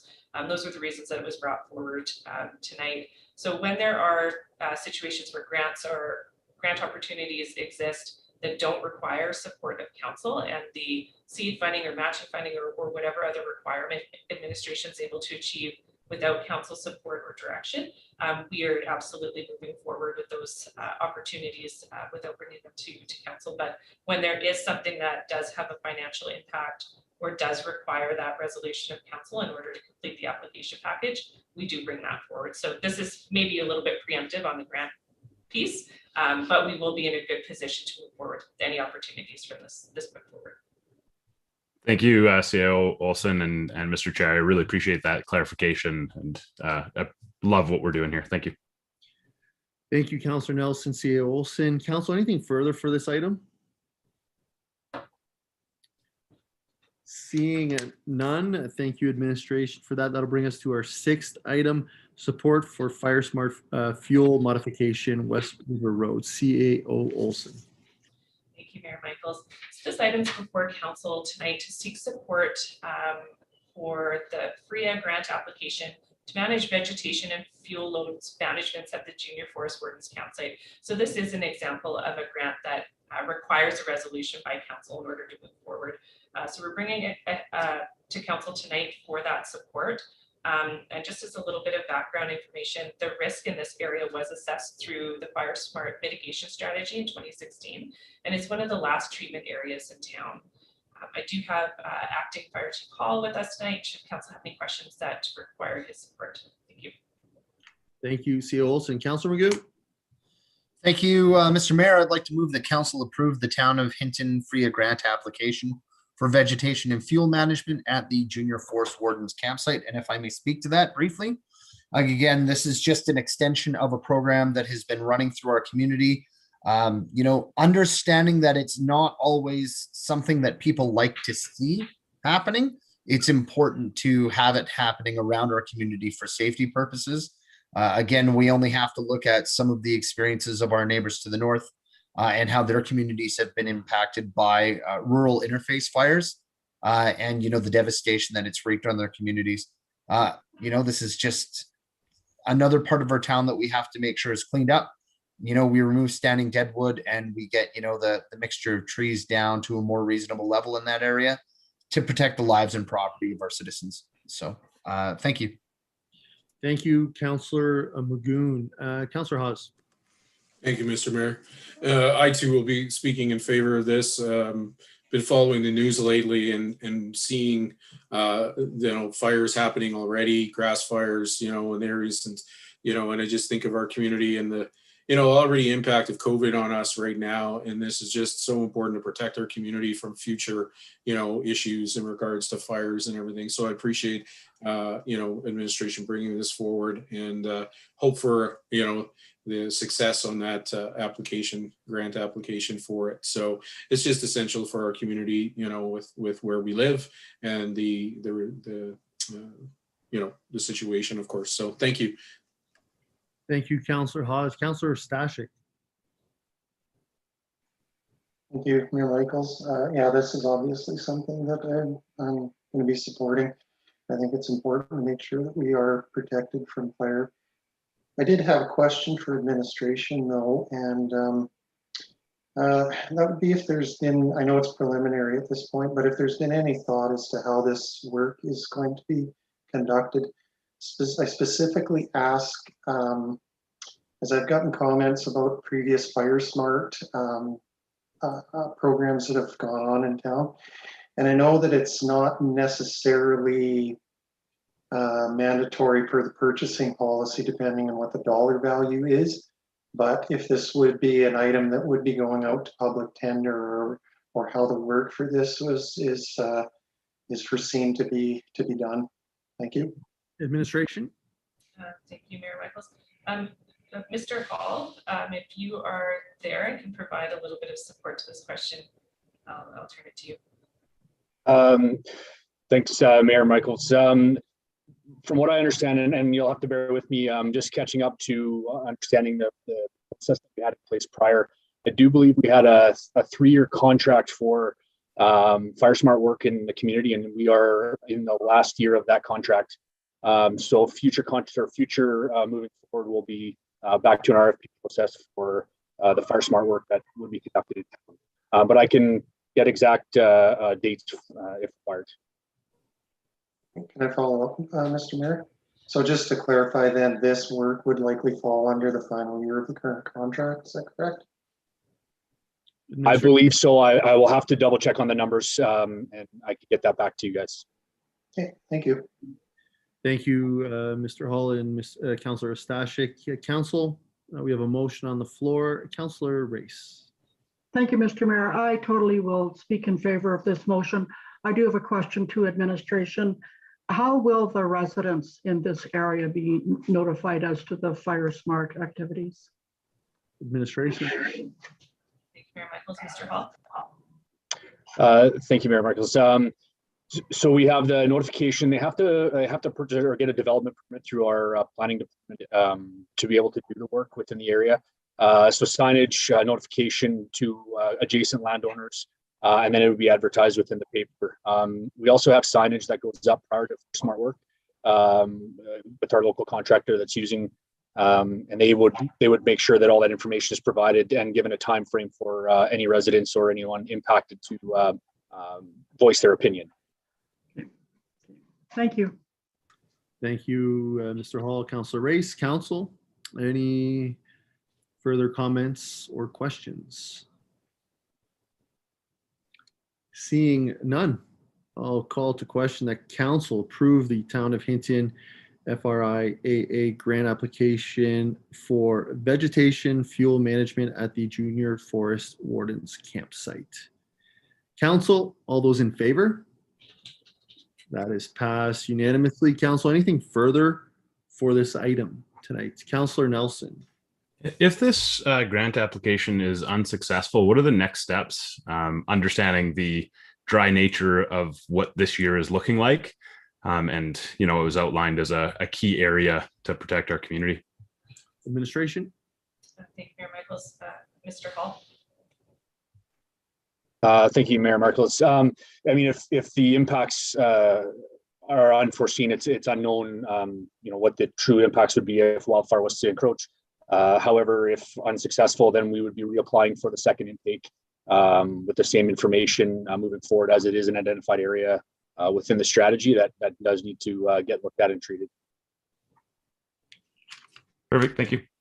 Thank you again, Mr. Hall. Councillor Nelson. Council, anything further?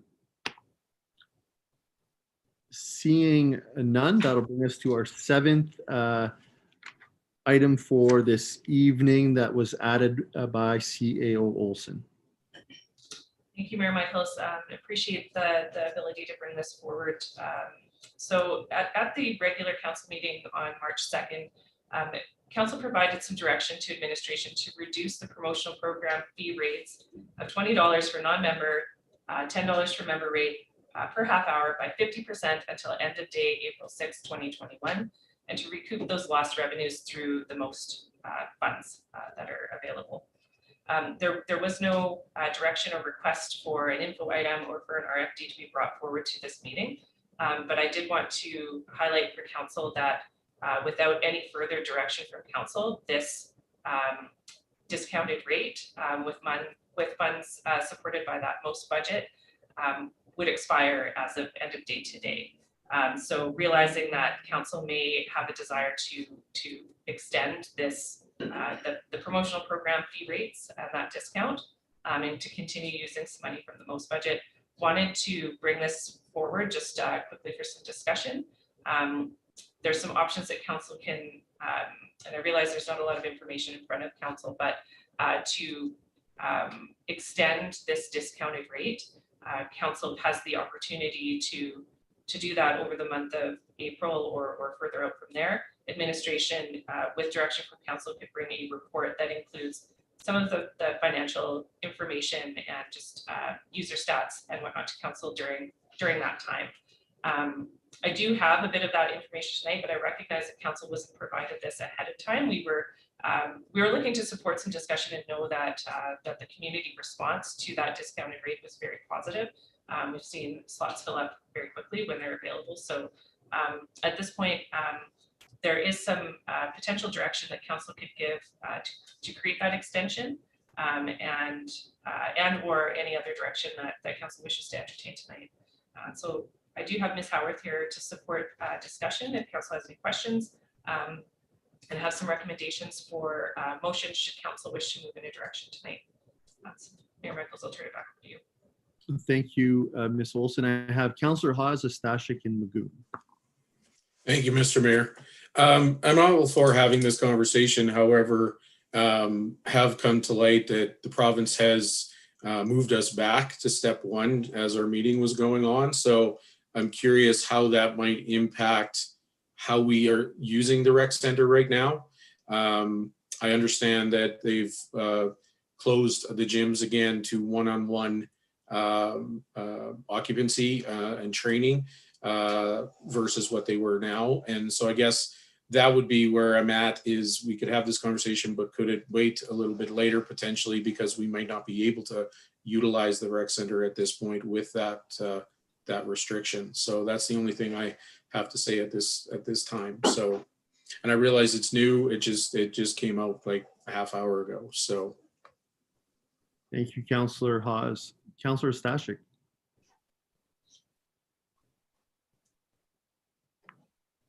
Thank you, Mayor Michaels. Sorry, did Councillor Hawes not ask a question of administration and how that reversion to step one would affect the operation of the rec center? Councillor Hawes, did you have a question?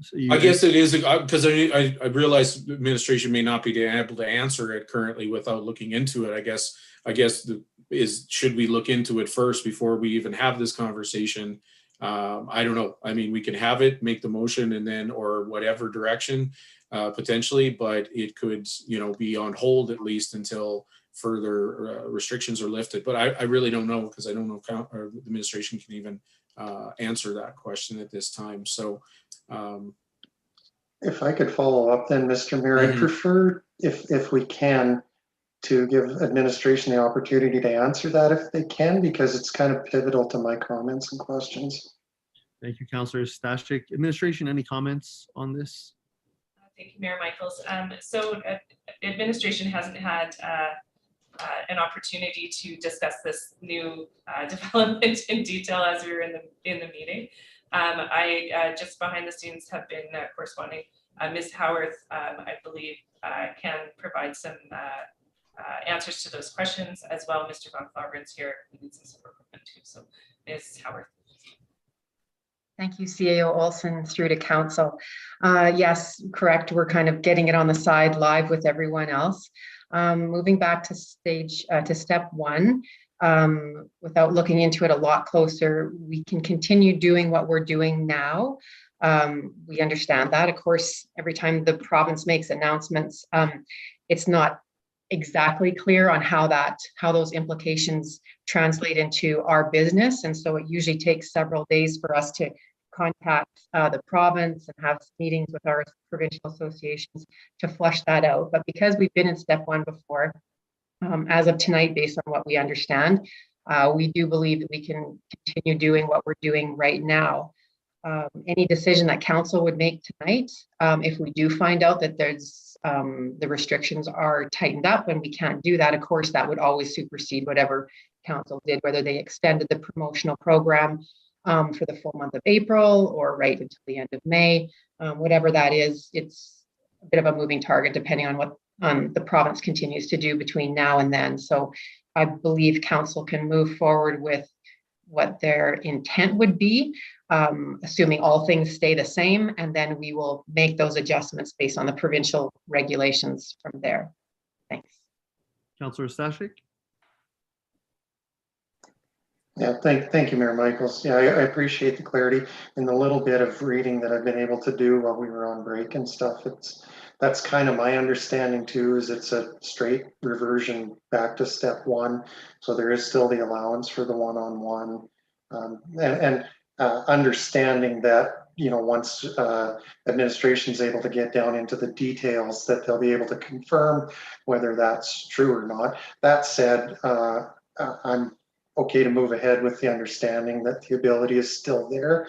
So with that, I would be in favor of extending it in some way to continue to be able to offer that. However, seeing as how we have reverted back to step one now, it looks like it might be quite some time before we're able to move forward far enough that we can get into fully open status. So that said, you know, with the understanding that I'm okay with extending it, I would want to see a report come forward from administration at some point about what some of the longer term implications are regarding cost and subsidization and what it means to the community and the budget to continue to be offering this, especially if it turns out that it's going to be a you know, significantly longer term endeavor. Thank you. Thank you, Councillor Stashik. Councillor Magoon. Yeah, and I'm certainly I'm in agreement with, you know, what's been said by Councillors Hawes and Ostashik. But just to tag on to what Councillor Ostashik said, one of the things I'd like to see as well, investigating moving forward, is not only the, you know, what's that cost going to look like, but what's the potential to, you know, expand more hours, because it has been a very successful program. And, you know, my hat's off to everybody who's involved. Man, the community seems to be enjoying it. You know, what would the cost be to expanding that program deeper into the weekend and over longer terms, right? And again, making good decisions means having a really solid understanding of what that financial impact is going to be on the community. So thank you. Thank you, Councillor Magoon. Councillor Hawes.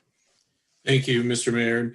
And I agree. I'm for the temporary or continuing this, but I too feel we're dipping into this most money, and we haven't even had this discussion. And the more that goes out of that most money, the less we have to potentially support some of the other endeavors or requests potentially in our community, whether it's to not-for-profits and other things. So, you know, I definitely would like to see sooner rather than later what impact it's going to look like financially. How much have we used already? What might we be looking at? You know, because yeah, we haven't even had that discussion of most at this point either. And I guess that's my question to administration is when, and maybe, and to the agenda prep, but also when are we expecting to have that conversation about the most money? Is this something we would have prior, you know, this report? But when is that to come to council, that discussion?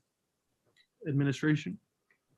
Thank you, Mayor Michael. So there have been a couple of moving parts in the background that have affected timelines for the surplus discussion and then further the most money discussion. So looking to bring at least a portion of that conversation to council within the next, well, within the month of April, that has some information on utilization of the most budget, and as well a safe amount to assume would be available from the surplus. Outside of our audit, that number isn't concrete because the audit hasn't been completed and is not going to be completed by the end of this month. So in looking at that and kind of navigating some of those moving pieces, a portion of the conversation can be brought forward to council this month related to some of the economic development or local business support program options that council could consider. As far as the subsidization of the most budget for the pool, the rate decrease, to date that it's not a substantial impact to that most dollar amount. Moving outside of the hours as they are current would have a larger impact on that most money, because moving hours into weekends, there's no staffing currently on the weekends. So there's a bigger impact, I guess, that the council would have to understand, and information brought forward to council before making that decision would be the best move, I think. So if council is interested in creating some direction for administration tonight to bring this back May 4th for further discussion, administration can have that information ready and create a report to support council's discussion moving past May 4th. So that's a bit of information to share, and as well, if that is the direction that council's interested in moving in, we did prepare some sample motions that can be looked at, reviewed, and amended by council should they wish to move in that direction. Councillor Oz? Yeah, so just to follow up, and I appreciate that, CEO Olson, those comments. And, I would be in support of keeping the way it is right now, just without having that potential impact, hearing that it's not impacting our most money drastically, but increasing the hours. I mean, yes, I would like in a perfect world to increase the hours. However, we are subsidizing substantially, and I still want to have that conversation. And I'm glad to hear it's coming soon. I've heard a lot from our business community, really, wanting to hear what our community is doing, financially to help, recover from some of the COVID losses. And, and we've been waiting, and I would personally prefer to have, if it's a separate conversation from the surplus, understanding that the audit, right now, the most is not affected by the audit. We've got that money in the bank. I'd like to have that conversation separate if need be from the surplus to get the conversation started for our business communities. But those are just my thoughts on that. So thank you. Thank you, Councillor Hawes. Councillor Nelson? I'd like to make a motion. Like to move that the swimming pool discounted promotional rates be extended until at which point 1 second, please.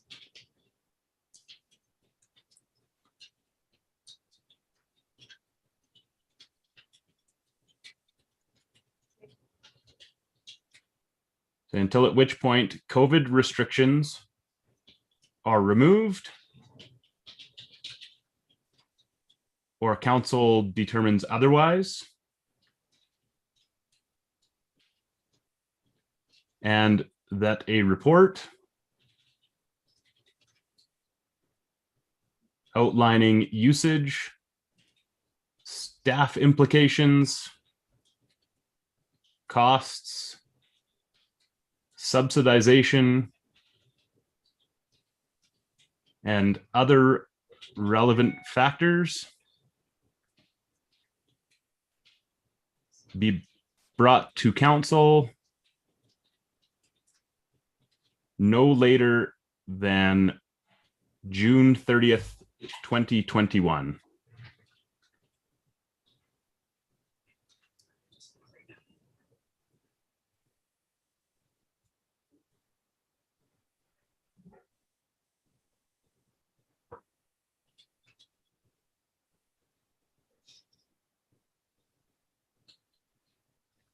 Thanks, Ms. Anderson. Mr. Chair, if I could speak to it.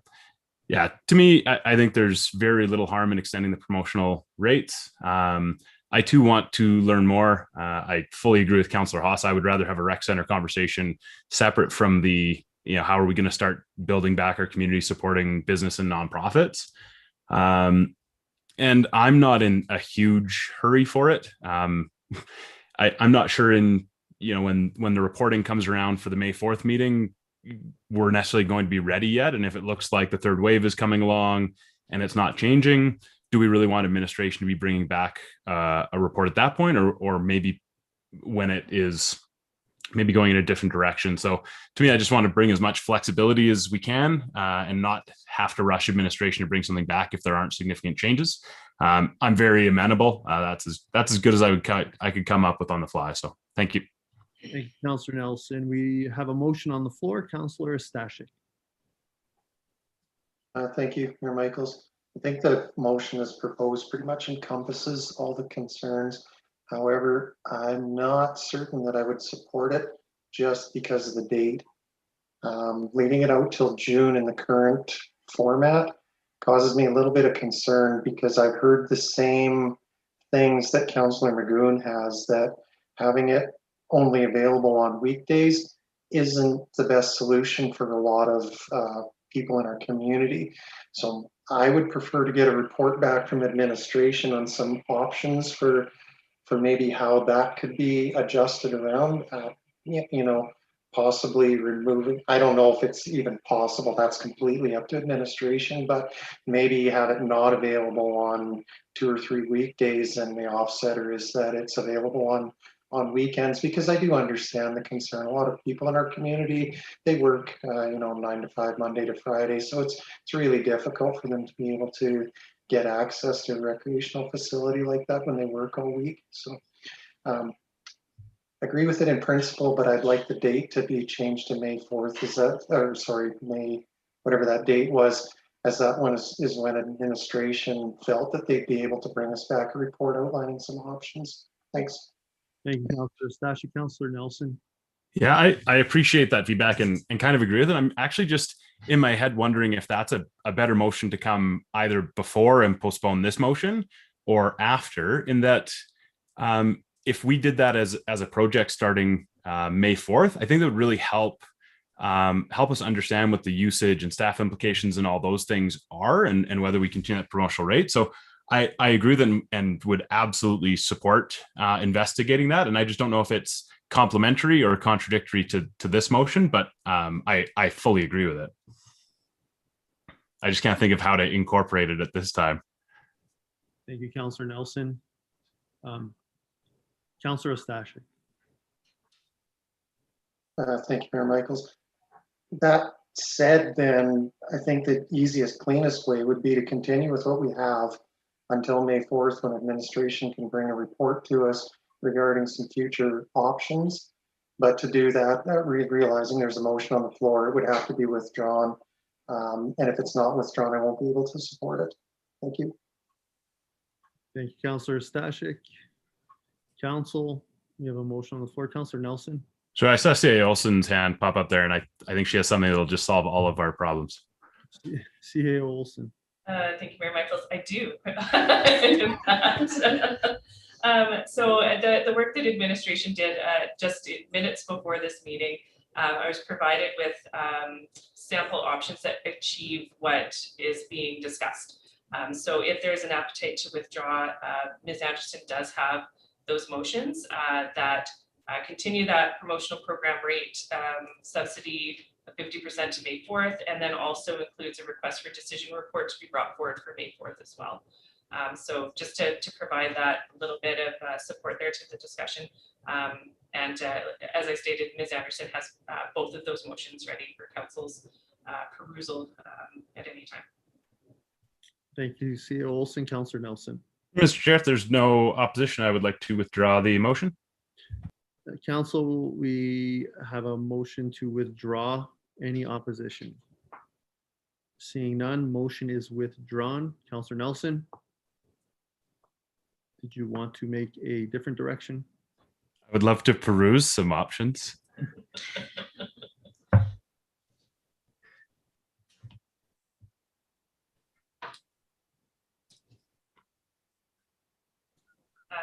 Just for some clarification, Ms. Anderson, do you, yeah, just have the May 4th item, just the May 4th on the screen.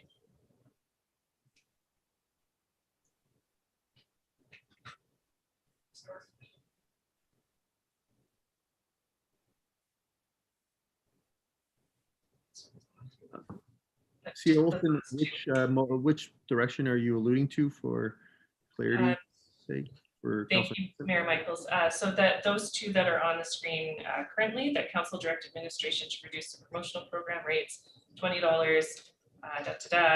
till end of day of May 4th and recuperate lost revenues from those funds. And then further the direction to bring in RFD to the May 4th regular council meeting regarding service level and budget impacts of the promotional program. That maybe doesn't speak directly to council's appetite to look at expanding the program onto weekends. There is information that could be included if an amendment to that motion is considered by council. So impacts of the promotional program and expansion of the program, I suppose, would be an amendment to that. Thank you, CEO Olson. Councillor Nelson. Sure, I'll give it a go. I'm actually going to start with the second one. Just I want to make sure we accomplish that. So the request for decision report be presented at the May 4th, 2021 regular council meeting regarding the current service level and budget impacts of the promotional program, as well as opportunities for expanded hours. Perfect. At the Dr. Duncan Murray Recreation Center. So as long as that captures kind of knowing where we are and also understanding what could be accomplished with, some evenings and weekends. So thank you. Perfect. Thank you, Councillor Nelson. Thank you, administration, for your assistance with that. Council, we have a motion on the floor. Councillor Stashik. Thank you, Mayor Michaels. I was just wondering if Councillor Nelson would accept a friendly amendment. If not, I would propose an amendment. I wouldn't necessarily support expanded hours. Adjusted hours I would likely support. That gives the latitude to bring back some options regarding, fully open through the week plus weekends, or maybe closing down some weekdays and being open on the weekend instead. Something about that brings us a couple different options about how it could look moving forward. Yeah, I'm completely amenable to whatever verbiage allows administration to bring back us some options that give people evening and weekend opportunities. Perfect. Thank you, Councillor Nelson. Thank you, Mr. Mayor. Thank you, Councillor Stashik. Councillor Nelson, are you good with the change? And Councillor Stashik, for that matter?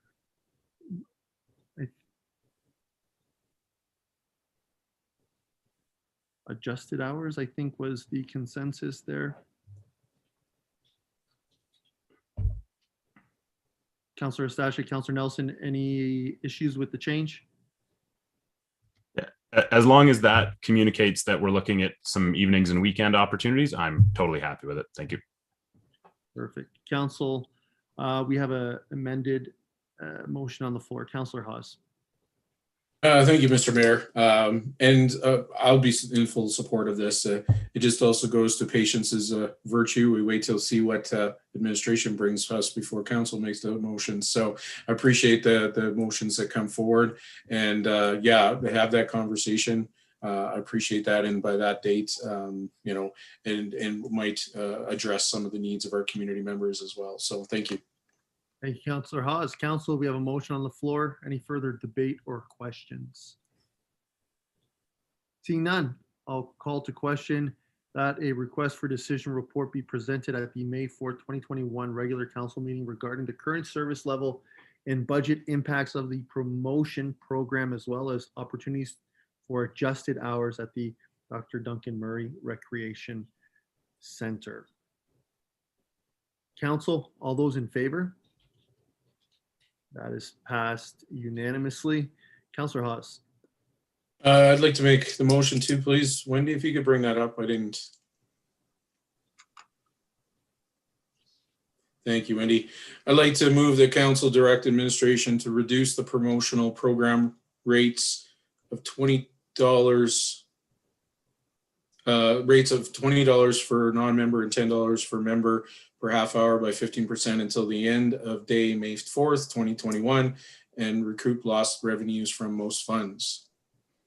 if I can speak to it, it's already been spoke to, but it continues the way things are. We get a better picture of it on May 4th with that report, and how we might want to move forward with that, and potentially adjusting hours to accommodate the hours. So, and this way, hopefully the restrictions are the same as they were before, and our community members can still enjoy our rec center. And I'm happy to hear that people are utilizing it. That's exciting to hear. Despite it may not accommodate everybody's hours, but it's being utilized. So that's great. So thank you. Thank you, Councillor Hawes. Council, we have a motion on the floor. Any debate or questions? Was there any debate or questions? Sorry, we switched there fast. I cannot see everyone there. Seeing none, I'll call to question. That council direct administration to reduce the promotional program rates of $20 for non-member, $10 for members per half hour by 50% until the end of day, May 4th, 2021, and recuperate lost revenues, from most funds. Council, all those in favor? That is passed unanimously. Council, anything further for this item this evening? Seeing none, I do want to thank administration for bringing this forward and council for extending this, and I look forward to our conversation on May 4th. That'll bring us to our closed session for this evening. We'll entertain a motion to go in closed session with a 5-minute recess for a bio break. Councillor Nelson. I guess my only question is, I'm not sure that we need to go in camera. It was just a way of sharing documents. So I personally, and I brought forward the notice of motion, I don't have any requirement to go there. So if council does, absolutely, I'll support it. But I don't know if it's necessary. Bio break would be great, though. Okay, thank you for that, Councillor Nelson. Councillor Stashik. I'd like to move that council move into closed session. I'd just speak to it quickly. Appreciating what Councillor Nelson said. I don't know what questions or comments that council may have in reference to the documentation that we were provided that can't be part of the public discussion. So if there's no comments, questions, it'll just be a really quick closed session. Thank you, Councillor Stashik. Is that a motion to go in camera? Yes, it is. Thank you, Councillor Stashik. Council, we have a motion to go in camera. All those in favor? That is carried unanimously.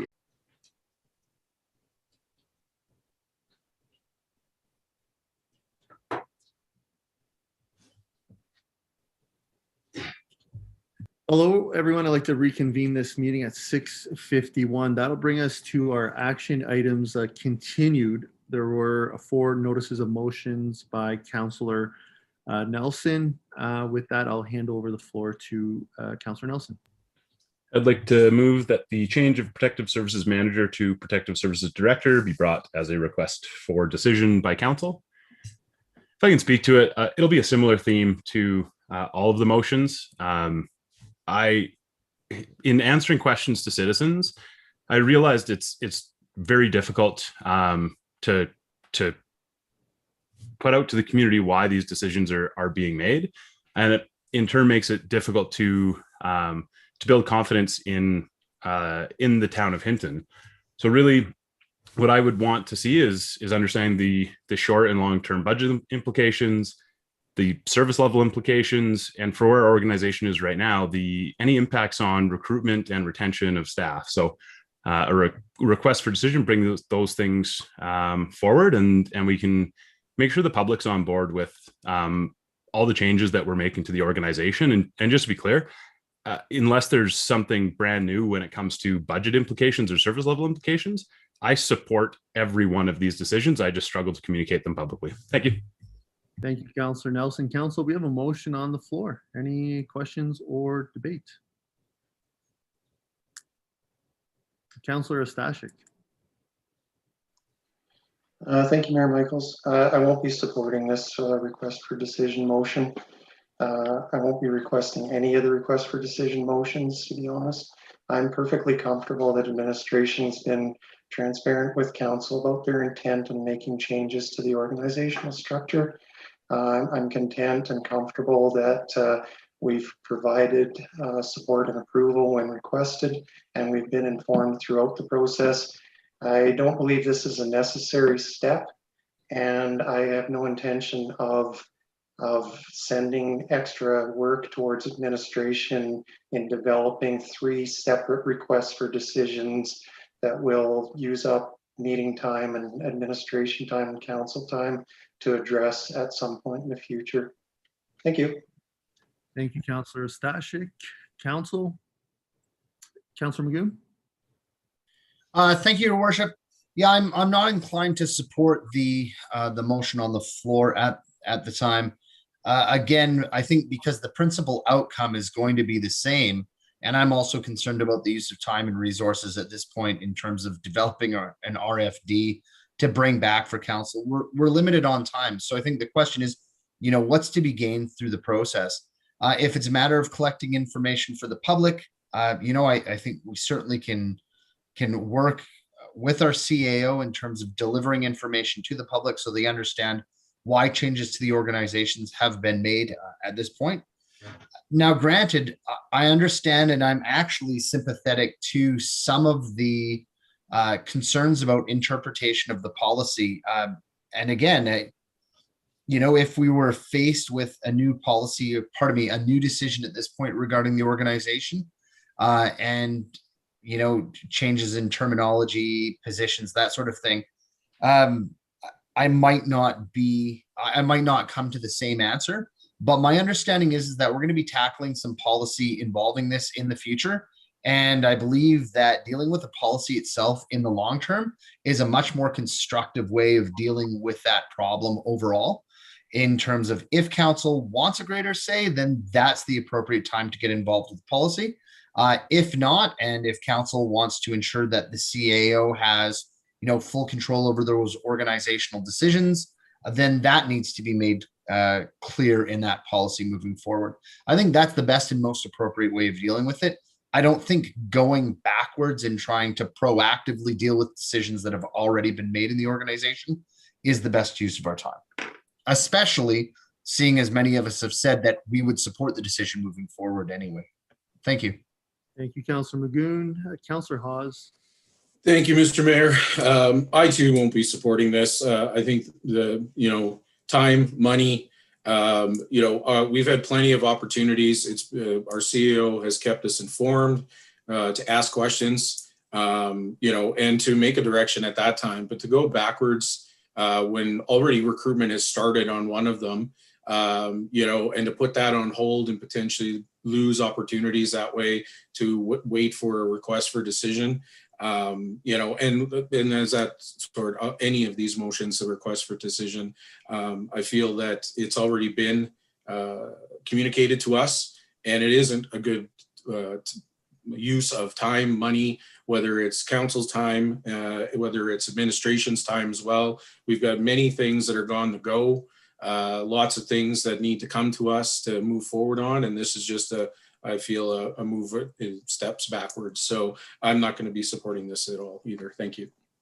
Thank you, Councillor Hawes. Councillor Race. Thank you, Mr. Mayor. I too will not support this. We have avenues open to citizens if they want to know what service levels are impacted, if they want to know financially how things are impacted. They could phone, they could email our CAO, people in administration. They can get a hold of Hinton Listens. A lot of different ways that people can get that information. And I actually have had very few people concerned about this. I was concerned about it, and my fears were laid to rest. So I will not support this motion. Thank you. Thank you, Councillor Race. For myself, I will not be supporting this. I think though there's an opportunity for us to maybe reflect on many of the, interpretations of our policies and bylaws that we encounter. And we just did earlier today with section 15 of the procedural bylaw. We run into this. And for me, it's not about my interpretation. For me, it's respecting someone else's interpretation and work on the policy standpoint. That is our job as elected officials is to polish that. Ms. Hope is bringing forward some changes in form of a draft regarding things that pertain to this. That's our role. Again, I really believe we have to look at the holistic approach of running an organization, and the trust that I have in our CAO is immense, and I respect the decision process. I look at precedents. I look at how we've ran organizations in the past, and I just do not see any purpose for this to be brought at a council level. Again, our role is policy and bylaw, and I respect the interpretation, and I look forward to the draft coming, and then we can collectively go to the public. And my last point that I'll say, and I know I forget what the word was, whether it's trust or faith, that is the role of council to reach out, communicate with residents who many don't watch this. Let's be honest, they don't watch us, and it's our duty to have that back and forth conversation with them, I believe. And as Councillor Ray said, I have not met almost anyone who has issues with this, especially once I communicate the other side of the story and the options we have as council to do. They are quite content right after that, knowing that there are other avenues, especially for the betterment of our organization to approach this. So for that, I will not be supporting this. Council, anything further? We have a direction on the floor. Seeing none, I'll call to question that the change of Protective Services Manager to Protective Services Director be brought as a request for decision by council. Council, all those in favor? Opposed? That is defeated. Council, anything further? Councillor Nelson? I'd like to move that the elimination of the Planning and Development, Infrastructure Services, Corporate Services, and Community Services divisions be brought as a request for decision by council. If I can speak to it very briefly, I believe 5 members of council have all said that any changes to divisions are council's to make, and I'm just reflecting that in this motion. Thank you. Thank you, Councillor Nelson. Council, we have a motion on the floor. Any debate or questions? Councillor Magoo. Yeah, thank you, Your Worship. Just to clarify where I stand on this, again, looking at my own interpretation of the policy, I would agree with Councillor Nelson. My interpretation of the policy is that this is a council decision. But again, that being said, I think it comes down to what's the most efficient use of our time, in that would I support these changes if they came before council, and I would. So for myself, there's really, the time is better spent in examining the policy down the road and clarifying, you know, who actually has that control and getting rid of any potential misunderstandings or differences of opinion in interpretation, rather than just batting around a decision that's already been made that I would ultimately agree with in the end. So again, I think the energy is better spent down the road. Thank you. Thank you, Councillor Magoo. Councillor Stashik. Thank you, Mayor Michaels. Yeah, I won't be supporting this request for decision. Again, I feel administration's been more than transparent in communicating their intent to council regarding these changes, and that approval has been sought and acquired throughout the budget process in different avenues, and that council's had ample opportunity to speak up against it if there was any opposition, and there hasn't been. So I'm not supporting moving backwards on this one either. Thank you. Thank you, Councillor Stashik. Councillor Hawes. Thank you, Mr. Mayor, and agree with Councillor Magoon, you know, and Councillor Stashik. I won't be supporting this. A phrase that comes to mind that came to my attention over the past couple of weeks is there's things that we can do, but the question is, should we? And I feel that this is something that we don't need to do. It's not something we should be doing.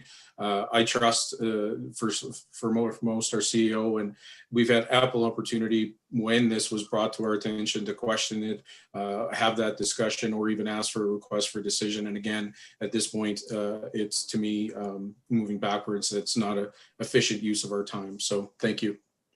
Thank you, Councillor Hawes. Council, any further debate or comments? Seeing none, I'll call to question that the elimination, my apologies, just of the planning, I'll just go to Councillor Nelson before that, because it is a change. Are you okay with the change? Yes, I am. Thank you.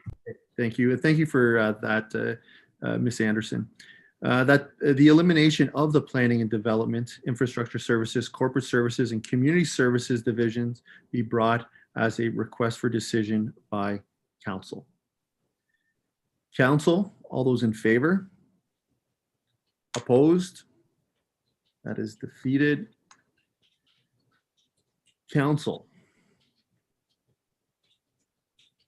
Anything further? Councillor Nelson, did you want to speak? Well, I just have the other two motions, so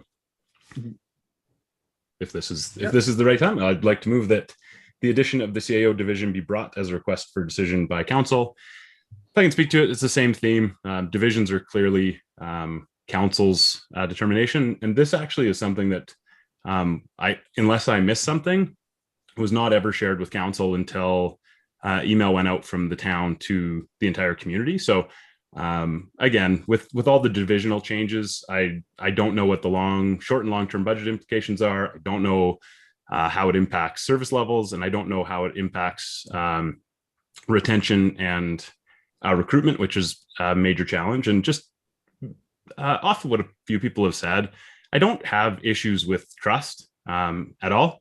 I have said since day one, I don't think there's a single one of these decisions that I would change, but I want to be able to go to the community and explain in detail why these decisions are being made and how it's going to be easier to recruit a director of planning and infrastructure. Like, those are conversations I would love to have, and I don't have the tools to have them. So in a way, it doesn't allow me to show my trust to citizens as much as I would like to. So again, it's not a trust issue. It's a lack of information that I'm able to share publicly with citizens. So that's really the foundation of all of these motions, and that's all I'm trying to accomplish. Thank you. Thank you, Councillor Nelson. Council, we have a motion on the floor. Councillor Race. Well, just an observation. Wouldn't an easy fix be, you have these questions, could you not get them answered and then be able to deliver that to the citizens? Like, to me, this is an easy fix. Since that question was posed to Councillor Nelson, I'll go to Councillor Nelson first. Yeah, I think other members of council had asked some questions, and we were instructed to bring it forward as a notice of motion if we want to proceed any further. So I was following the instructions from our CAO. So the door for more information that we were asked to go through was through notices of motion. So that's why I chose the path I chose. Thank you. Councillor Race. I'm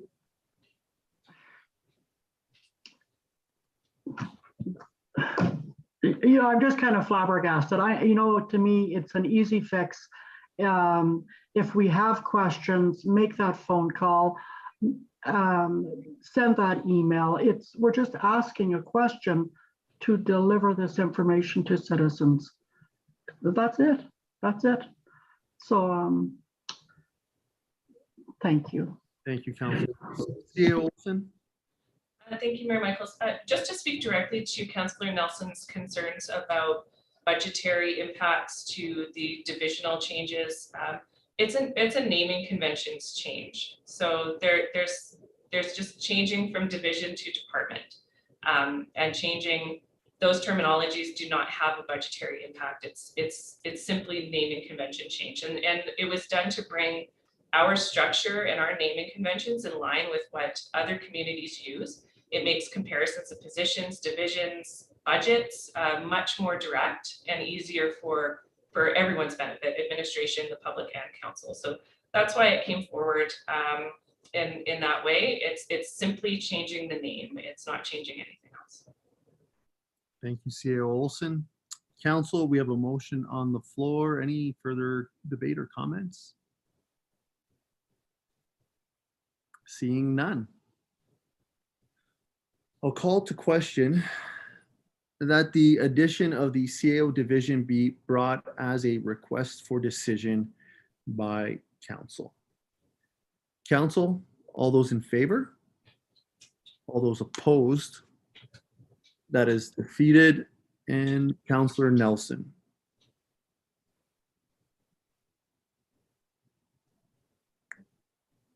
You're muted. I'd like to move that bylaw 916-2, section 3.2.5 be amended to reflect department rather than division to reflect the naming convention changes. If I could speak to it, it's just an editorial one to bring, to match up the bylaw to the naming convention changes. Thank you. Thank you, Councillor Nelson. Council, we have a motion on the floor. Councillor Stashik. Thank you, Mr. Mayor. I won't be supporting this one either for the reasons that this bylaw 916-2 has already gone to the Personnel Committee for review. It's scheduled to come back to council for input and collaborative discussion within the next couple of months. For that reason, I am not interested in going through the time, trouble, effort, and expense of sending a bylaw for review and change when it's due to come back to council for their input and decision in the very near future. I feel this is somewhat similar to council's procedural bylaw that we all knew that there were issues with and that we wanted to make sure were addressed, but council was content to wait until the procedure bylaw review committee finished their work and brought it back to council for council's input, direction, and decision. I think this is very similar, and I would prefer that council waits until the committee's done its work and brings back the proposed revisions. Thank you. Thank you, Councillor Stashik. CAO Olson. Thank you, Mayor Michaels. I was attempting to get your attention prior to this item being read out. In legislative review that just took place today, as the notice motion are not debatable, this wasn't, there wasn't an opportunity to bring this up prior. This motion is invalid. So in order to change a bylaw, it must be done by bylaw. So similar to the discussion we had tonight around the mandatory masking bylaw, any changes need to have all three readings. So you cannot amend a bylaw simply through a motion. The amended bylaw needs to be brought back to council. So this is, in this case, to move forward, a change to this motion to request for decision with this bylaw amendment and the bylaw brought back for approval of council is the way that legislatively we need to manage any changes, amendments to bylaws moving forward. So just wanted to bring that to council's attention. It can still be achieved through an RFD and an amended bylaw brought back for council's consideration and approval. So I'll leave it at that. I just wanted to bring that to council's attention and was trying to get in there before it was read out, but was unsuccessful. My apologies, CAO Olson, for that oversight. Councillor Nelson. I did have a question, and I know there was emails back and forth, or maybe even a year ago. And the question that was asked was, at what point does a edit to a bylaw that doesn't change it of substance have to come back for all three readings? We've changed many bylaws, small pieces of them, without going to all of the readings. So I'm just curious how this is potentially different if we're doing small changes that don't have significant impacts. I believe we've just made motions to amend them. Administration? Thank you, Mayor Michaels. I had similar questions in reviewing this. if there's a requirement that all 3 readings, say bylaw that's changed through public hearing, and there's a requirement for advertising, in order to amend a bylaw that had that advertising requirement, and it's a small change, the advertising and that piece does not need to take place. But in order to make any change, even the amendment to the mask bylaw in removing that typo would have needed to come back for all 3 readings of council. So that's something that Ms. Rendell supported our process moving forward. If it wasn't followed before, I'm not sure the examples there, but this legislatively is the proper course. Councillor Nelson? Yeah, perfect. I appreciate that. I'll have to go back and check on some of the other things, but if that's what we're doing moving forward, then I do think that makes a lot of sense. I do appreciate council's feedback on it. I do think it's a little bit different in that we're making changes that are covered under an existing bylaw. So I think with that, I don't know if it's just deemed invalid or if I withdraw it, or like, I don't know what the next procedure is, but I'd look to administration for that. Administration? Thank you, Mayor Michaels. The best course of action is to withdraw. Council should not vote on the invalid motion. So withdrawing is the cleanest way. Councillor Nelson? So I guess my question is, could a amendment in the spirit is that it would come back to council, that we make an amendment to a bylaw and then it comes back for its readings? Like, is that if we make a motion to amend a bylaw to state that, then administration brings it back for the readings in the process? So I think we've made other motions to change bylaws in the past. Administration? Mayor Michael, so this motion could be amended to include that the amended bylaw be brought back for all 3 readings would be another way to manage that. But this direction is to amend that bylaw. There's nothing further to that. So to add clarification and just to make sure that we're really operating within that legislative requirement, including bringing the bylaw back for all 3 readings would alleviate that concern as well, if necessary. So I would like to make that amendment or friendly amendment or whatever it needs to be, so that it is legislatively appropriate.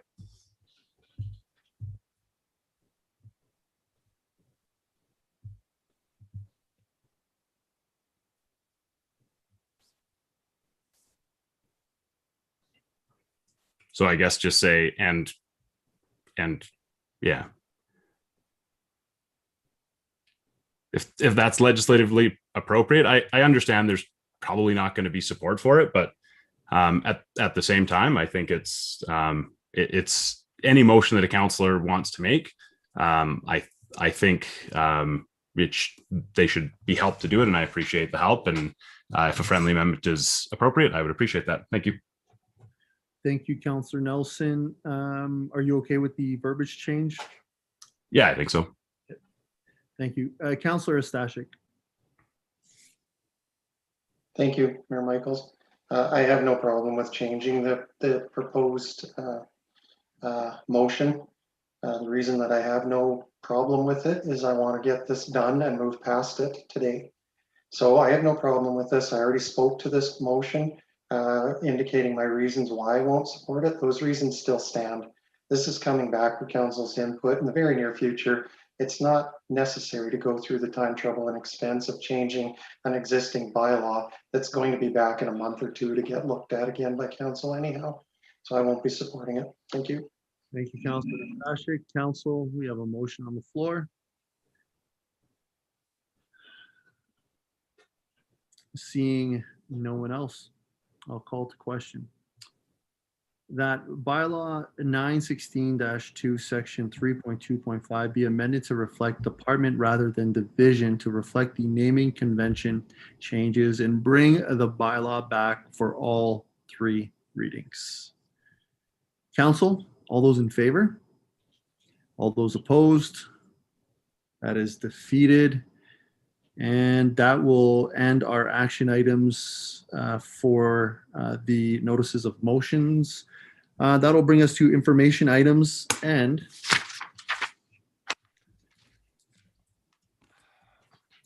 12.7 million Canadian volunteers give their time to help others, contributing close to 2 billion volunteer hours per year. Volunteers in Hinton mentor our children, feed our hungry, comfort our lonely, beautify our green spaces, and fundraise for our charitable organizations. Volunteers in Hinton have stepped up during COVID-19 pandemic to support families, neighbors, and strangers. Hinton's volunteers are young, old, families, workers, retirees, men, and women of all ages and backgrounds. The collective result of the work done by our town's volunteers is that Hinton is a more desirable place to live. Door angels, community kitchen helpers, snow shovelers, board members, donors, recyclers, program helpers, school volunteers, friendly visitors, fundraisers, parade and festival planners, special events coordinators, grant writers, committee members, advocates, community ambassadors, caring neighbors, tutors, errand runners, pen pals, sport coaches, environmentalists make a true difference.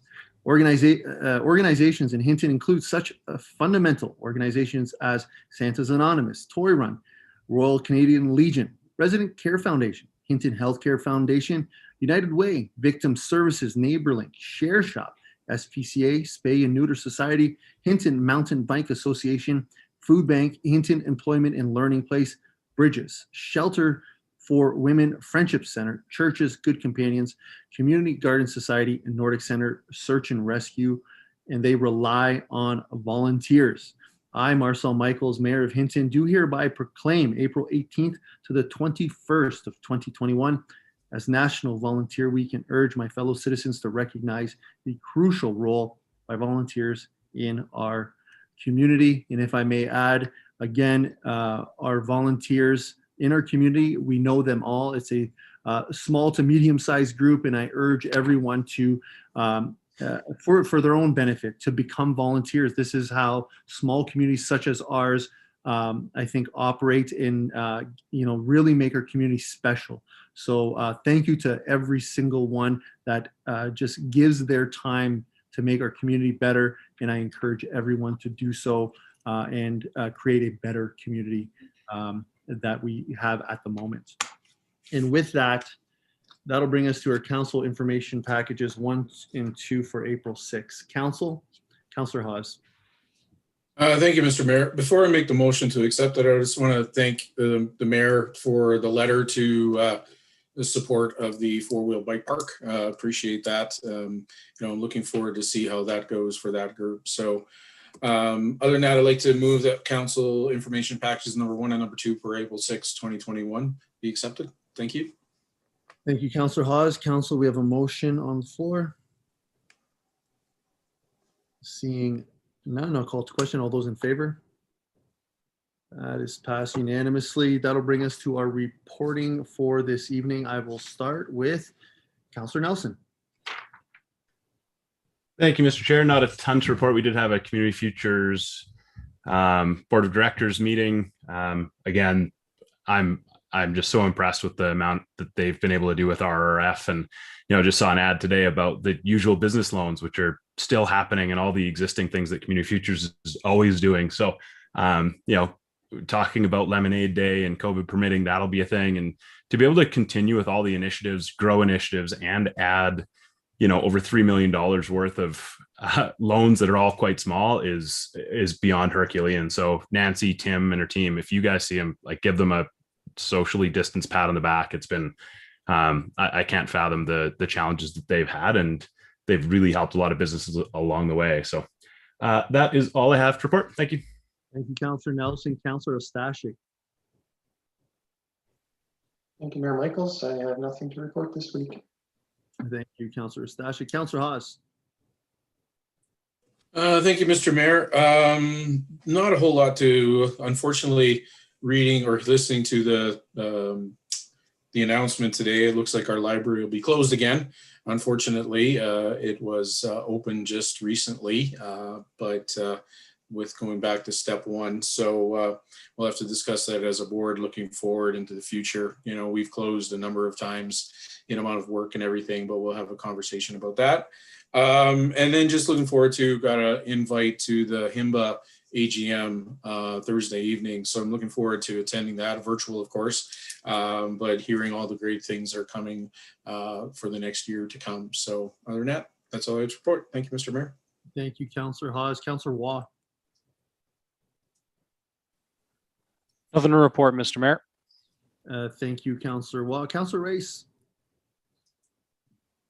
Thank you, Mr. Mayor. Nothing to report. Thank you, Councillor Race. Councillor Magoon. Thank you, Mr. Mayor. I actually have quite a bit this evening, so I apologize in advance. We'll start with our RCMP committee meeting of March the 24th. Of course, we had Staff Sergeant Chris Murphy's last day that evening. So, of course, it was a very bittersweet meeting. We were introduced to Sergeant Graham Gursky, who's the interim detachment commander. And of course, he'll be, very, very quickly getting into that role. Just some quick updates. Currently, in terms of staffing, all municipal positions, 19 of them are full, and 2 support staff. Let's see here. There's a new policing report that's been provided to all contract partners, the town of Hinton, of course, Yellowhead County. One of the things that's happening there is it's creating a uniform standard of reporting across the province and other divisions. And this, of course, is actually in line with what Hinton has been doing for quite a long time. So, our detachment has been ahead of the curve in terms of how they report and how they interact with the public. And that'll cover things like fiscal year and quarter reporting in terms of policing priority, annual reporting in person, basically all the things we've been doing, which is good. So it shows that our detachment has really been promoting best practice. As always, we've been reminded that our commander is always ready to come and appear before council if we have any questions or concerns, if we want to talk to him, or if we just want that chance for a face-to-face. We've seen a huge reduction in break and enters, 67% reduction from 2019. That's 76 less. So that's great. Also, our clearance rate in terms of rounding things out with individual cases is at 35%, which is more than the provincial goal of 25%. They've been doing things like hotspot patrols, offender management, and they've executed, and you've seen it in the news and media, numerous search warrants in the last quarter, which have resulted in enforcement numbers. So we may see enforcement numbers increasing, but that's because the number of search warrants have been executed, which of course drives up that number. We've seen community consultation happening with our virtual town halls, a number of safe roads initiatives, and of course they continue to work with provincial partners like the Crown Prosecutor's Office in terms of ensuring safety for COVID and doing enforcement actions with COVID complaints in the community. And they just wanted to remind people that they will investigate and follow up on all COVID concerns and lodged complaints. But ultimately, the power to prosecute does rest with the Crown, so that the Crown does have to make an active decision to follow through with some of those things to see them fully through to the end in court. They continue to work through emergency preparedness, hazard assessment, rural areas, fire hazard monitoring, pairing up with search and rescue and Hinton peace officers with interagency initiatives. And then we also saw them active with the Hinton Post Office. The response there, again, what they wanted to communicate is that the investigation is ongoing. There was a suspicious powder that was reported. Edmonton team was dispatched. The powder was deemed to be non-hazardous. External teams from Edmonton, in their own words, were quote unquote amazed with the coordinated response of both our fire and police and other groups who are involved in the response. So that's a huge kudos to our emergency response teams and our local town agencies. So that essentially covers the policing side of things there. I would like to talk about some of my concerns that were addressed in the same meeting. And I know both Councillors Hawes and the Mayor were involved in a couple of different meetings with AUMA and the President's Summit on Policing in Alberta. I would like to stress to the rest of council, I have a concern with the province's approach in terms of investigating essentially policing and the future of policing in Alberta. It seems that there's a heavy focus on the potential solution of replacing our RCMP services with a provincial police force. And where I'm not necessarily opposed to that, I think, of course, a case has to be built for that in terms of sustainability and longevity. And I have yet to see that. Now, the province has assured us that is one of their key concerns as well. But what I don't see are any other potential solutions being explored.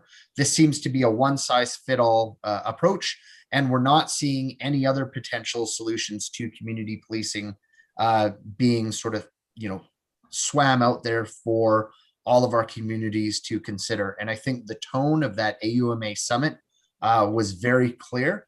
And I provided the list of comments from that summit directly to the media so that they could interpret that for themselves. And again, I would welcome anybody who has an interest in that. I'm very happy to provide any and all of that information to them. The last area that I'd like to touch on is basically something that reflects on really Hinton's initiatives involving kids in our community over a number of years. We've been members of the Growing Great Kids Coalition. We have an invested focus on the youth of our community. This is a professional area for me, so I apologize if it seems like I'm wearing two hats, but I would like council to be very aware of and our community members to be very aware of the current draft curriculum that's been put out by the province of Alberta. This is something I think you need to be aware of the process of and how there's been a fundamental lack of transparency. So I'd like to inform you about a few things.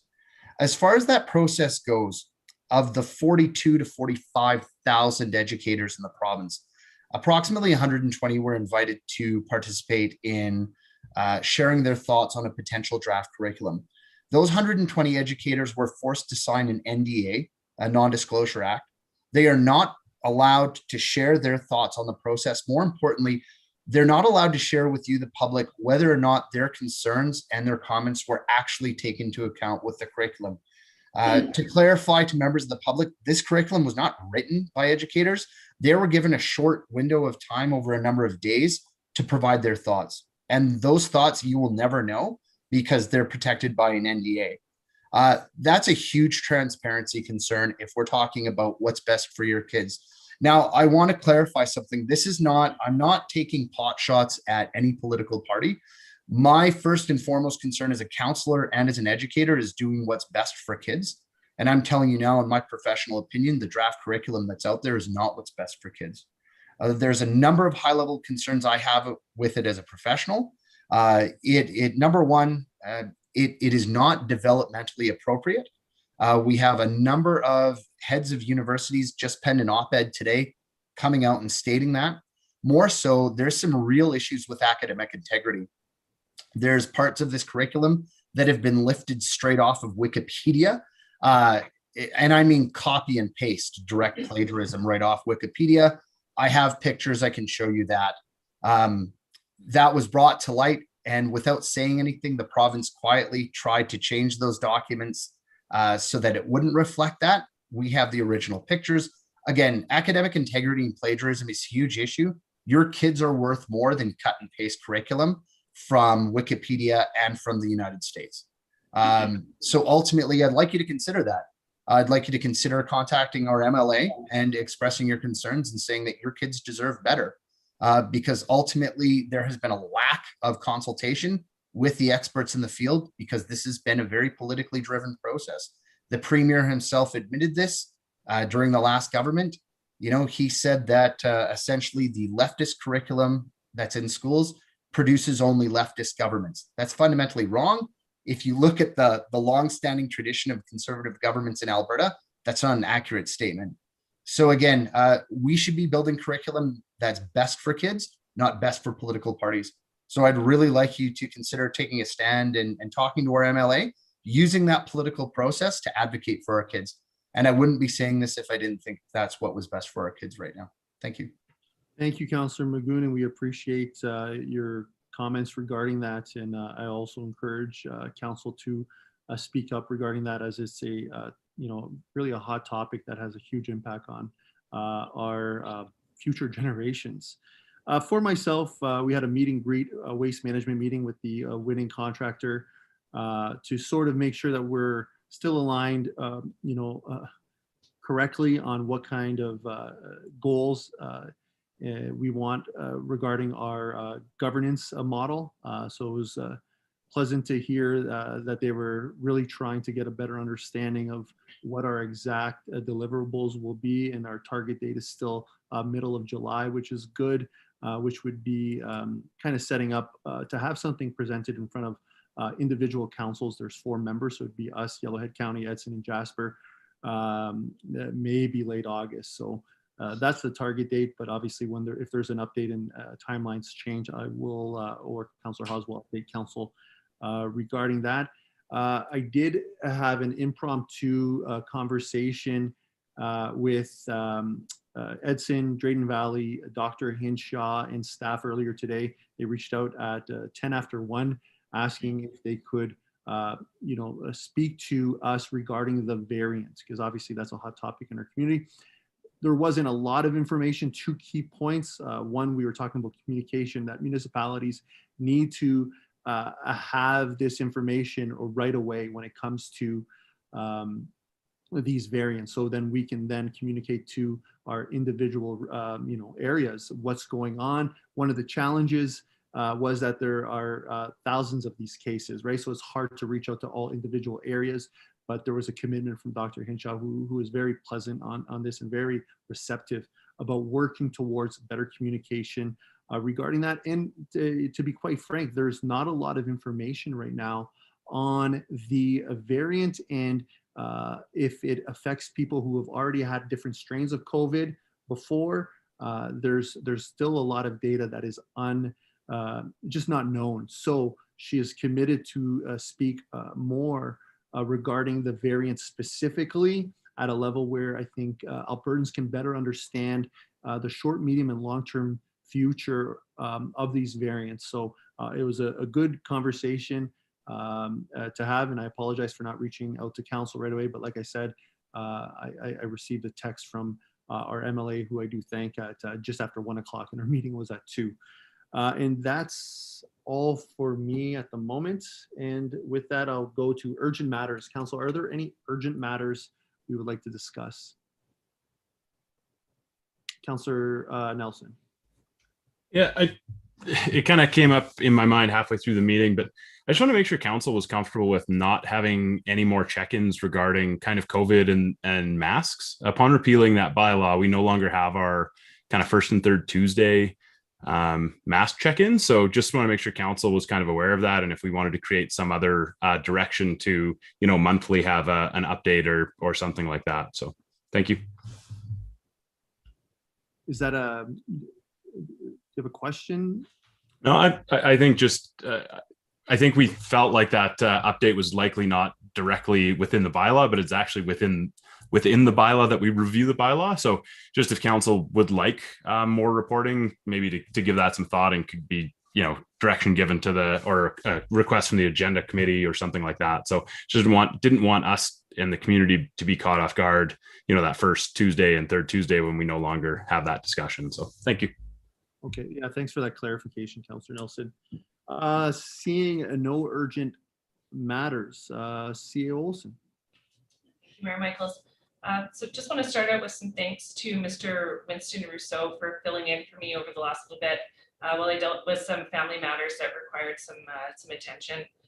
So otherwise, I don't have too much to update tonight, just a couple of things to speak to council and public about. As we were all made aware, there was a provincial announcement while we were in the council meeting today. So we'll be working with administration on the impacts of what that announcement and what that change back to step 1 will create for the organization, for the community, for our business. Any information from that point on, it'll be shared with the community and with council once things are a little bit better understood, if there are material changes to what we're doing. So just a little bit of a acknowledgement there of that announcement. I also too want to thank Staff Sergeant Murphy for his time with Hinton. He's not leaving our community, but he's moved on to a different role. He was wonderful to work with and really appreciate his help and support. Also want to acknowledge Sergeant Gursky for his support through the interim as we work through the recruitment process. I'm looking forward to that. The one other thing I wanted to mention prior to my 2 weeks off, administration through our EOC undertook a tabletop exercise with support from Alberta Emergency Management Agency to get familiar with our emergency management plan. We haven't done a tabletop exercise with it yet. So we've really put it to use, cracked it open and reviewed its contents through a mock wildfire scenario with that support from Acting Chief Paul, as well as the AEMA folks. Really appreciated their help. I think everybody's feeling that we've got we're more familiar with that document and that plan, and know where to look for things and that sort of thing. We've all reviewed it on our own, but as far as taking it through an actual scenario and finding things on the fly in a kind of a sped up time frame, it was very useful. I think we all got a lot out of it. So those are things that we continue to do through the EOC to support our training and development. So just wanted to bring that to everyone's attention that took place earlier in March, and it was quite successful. So other than that, that's all I have to share with council today. Thank you, CAO Olson and Council. My apologies. I did want to mention a business support network on April 15th. It's been moved from the 8th to the 15th. I had a great conversation with our MP and our MLA. They will be joining us. I think it's a great opportunity now more than ever to have all three levels of government part of this same meeting, getting their inputs in hearing from others. So really want to thank our MP Soroka and MLA Long for joining us. So that'll be in the morning of April 15th, and big thank you to Louise for allowing that to happen. And with that, that'll bring us to our administrative inquiries. Ms. Anderson, any inquiries today? No, they're not. Council, any notices of motion? Seeing none, I will entertain a motion to adjourn. Councillor Nelson. I'll move that we adjourn. Thank you, Councillor Nelson. Council, all those in favor? That's passed unanimously.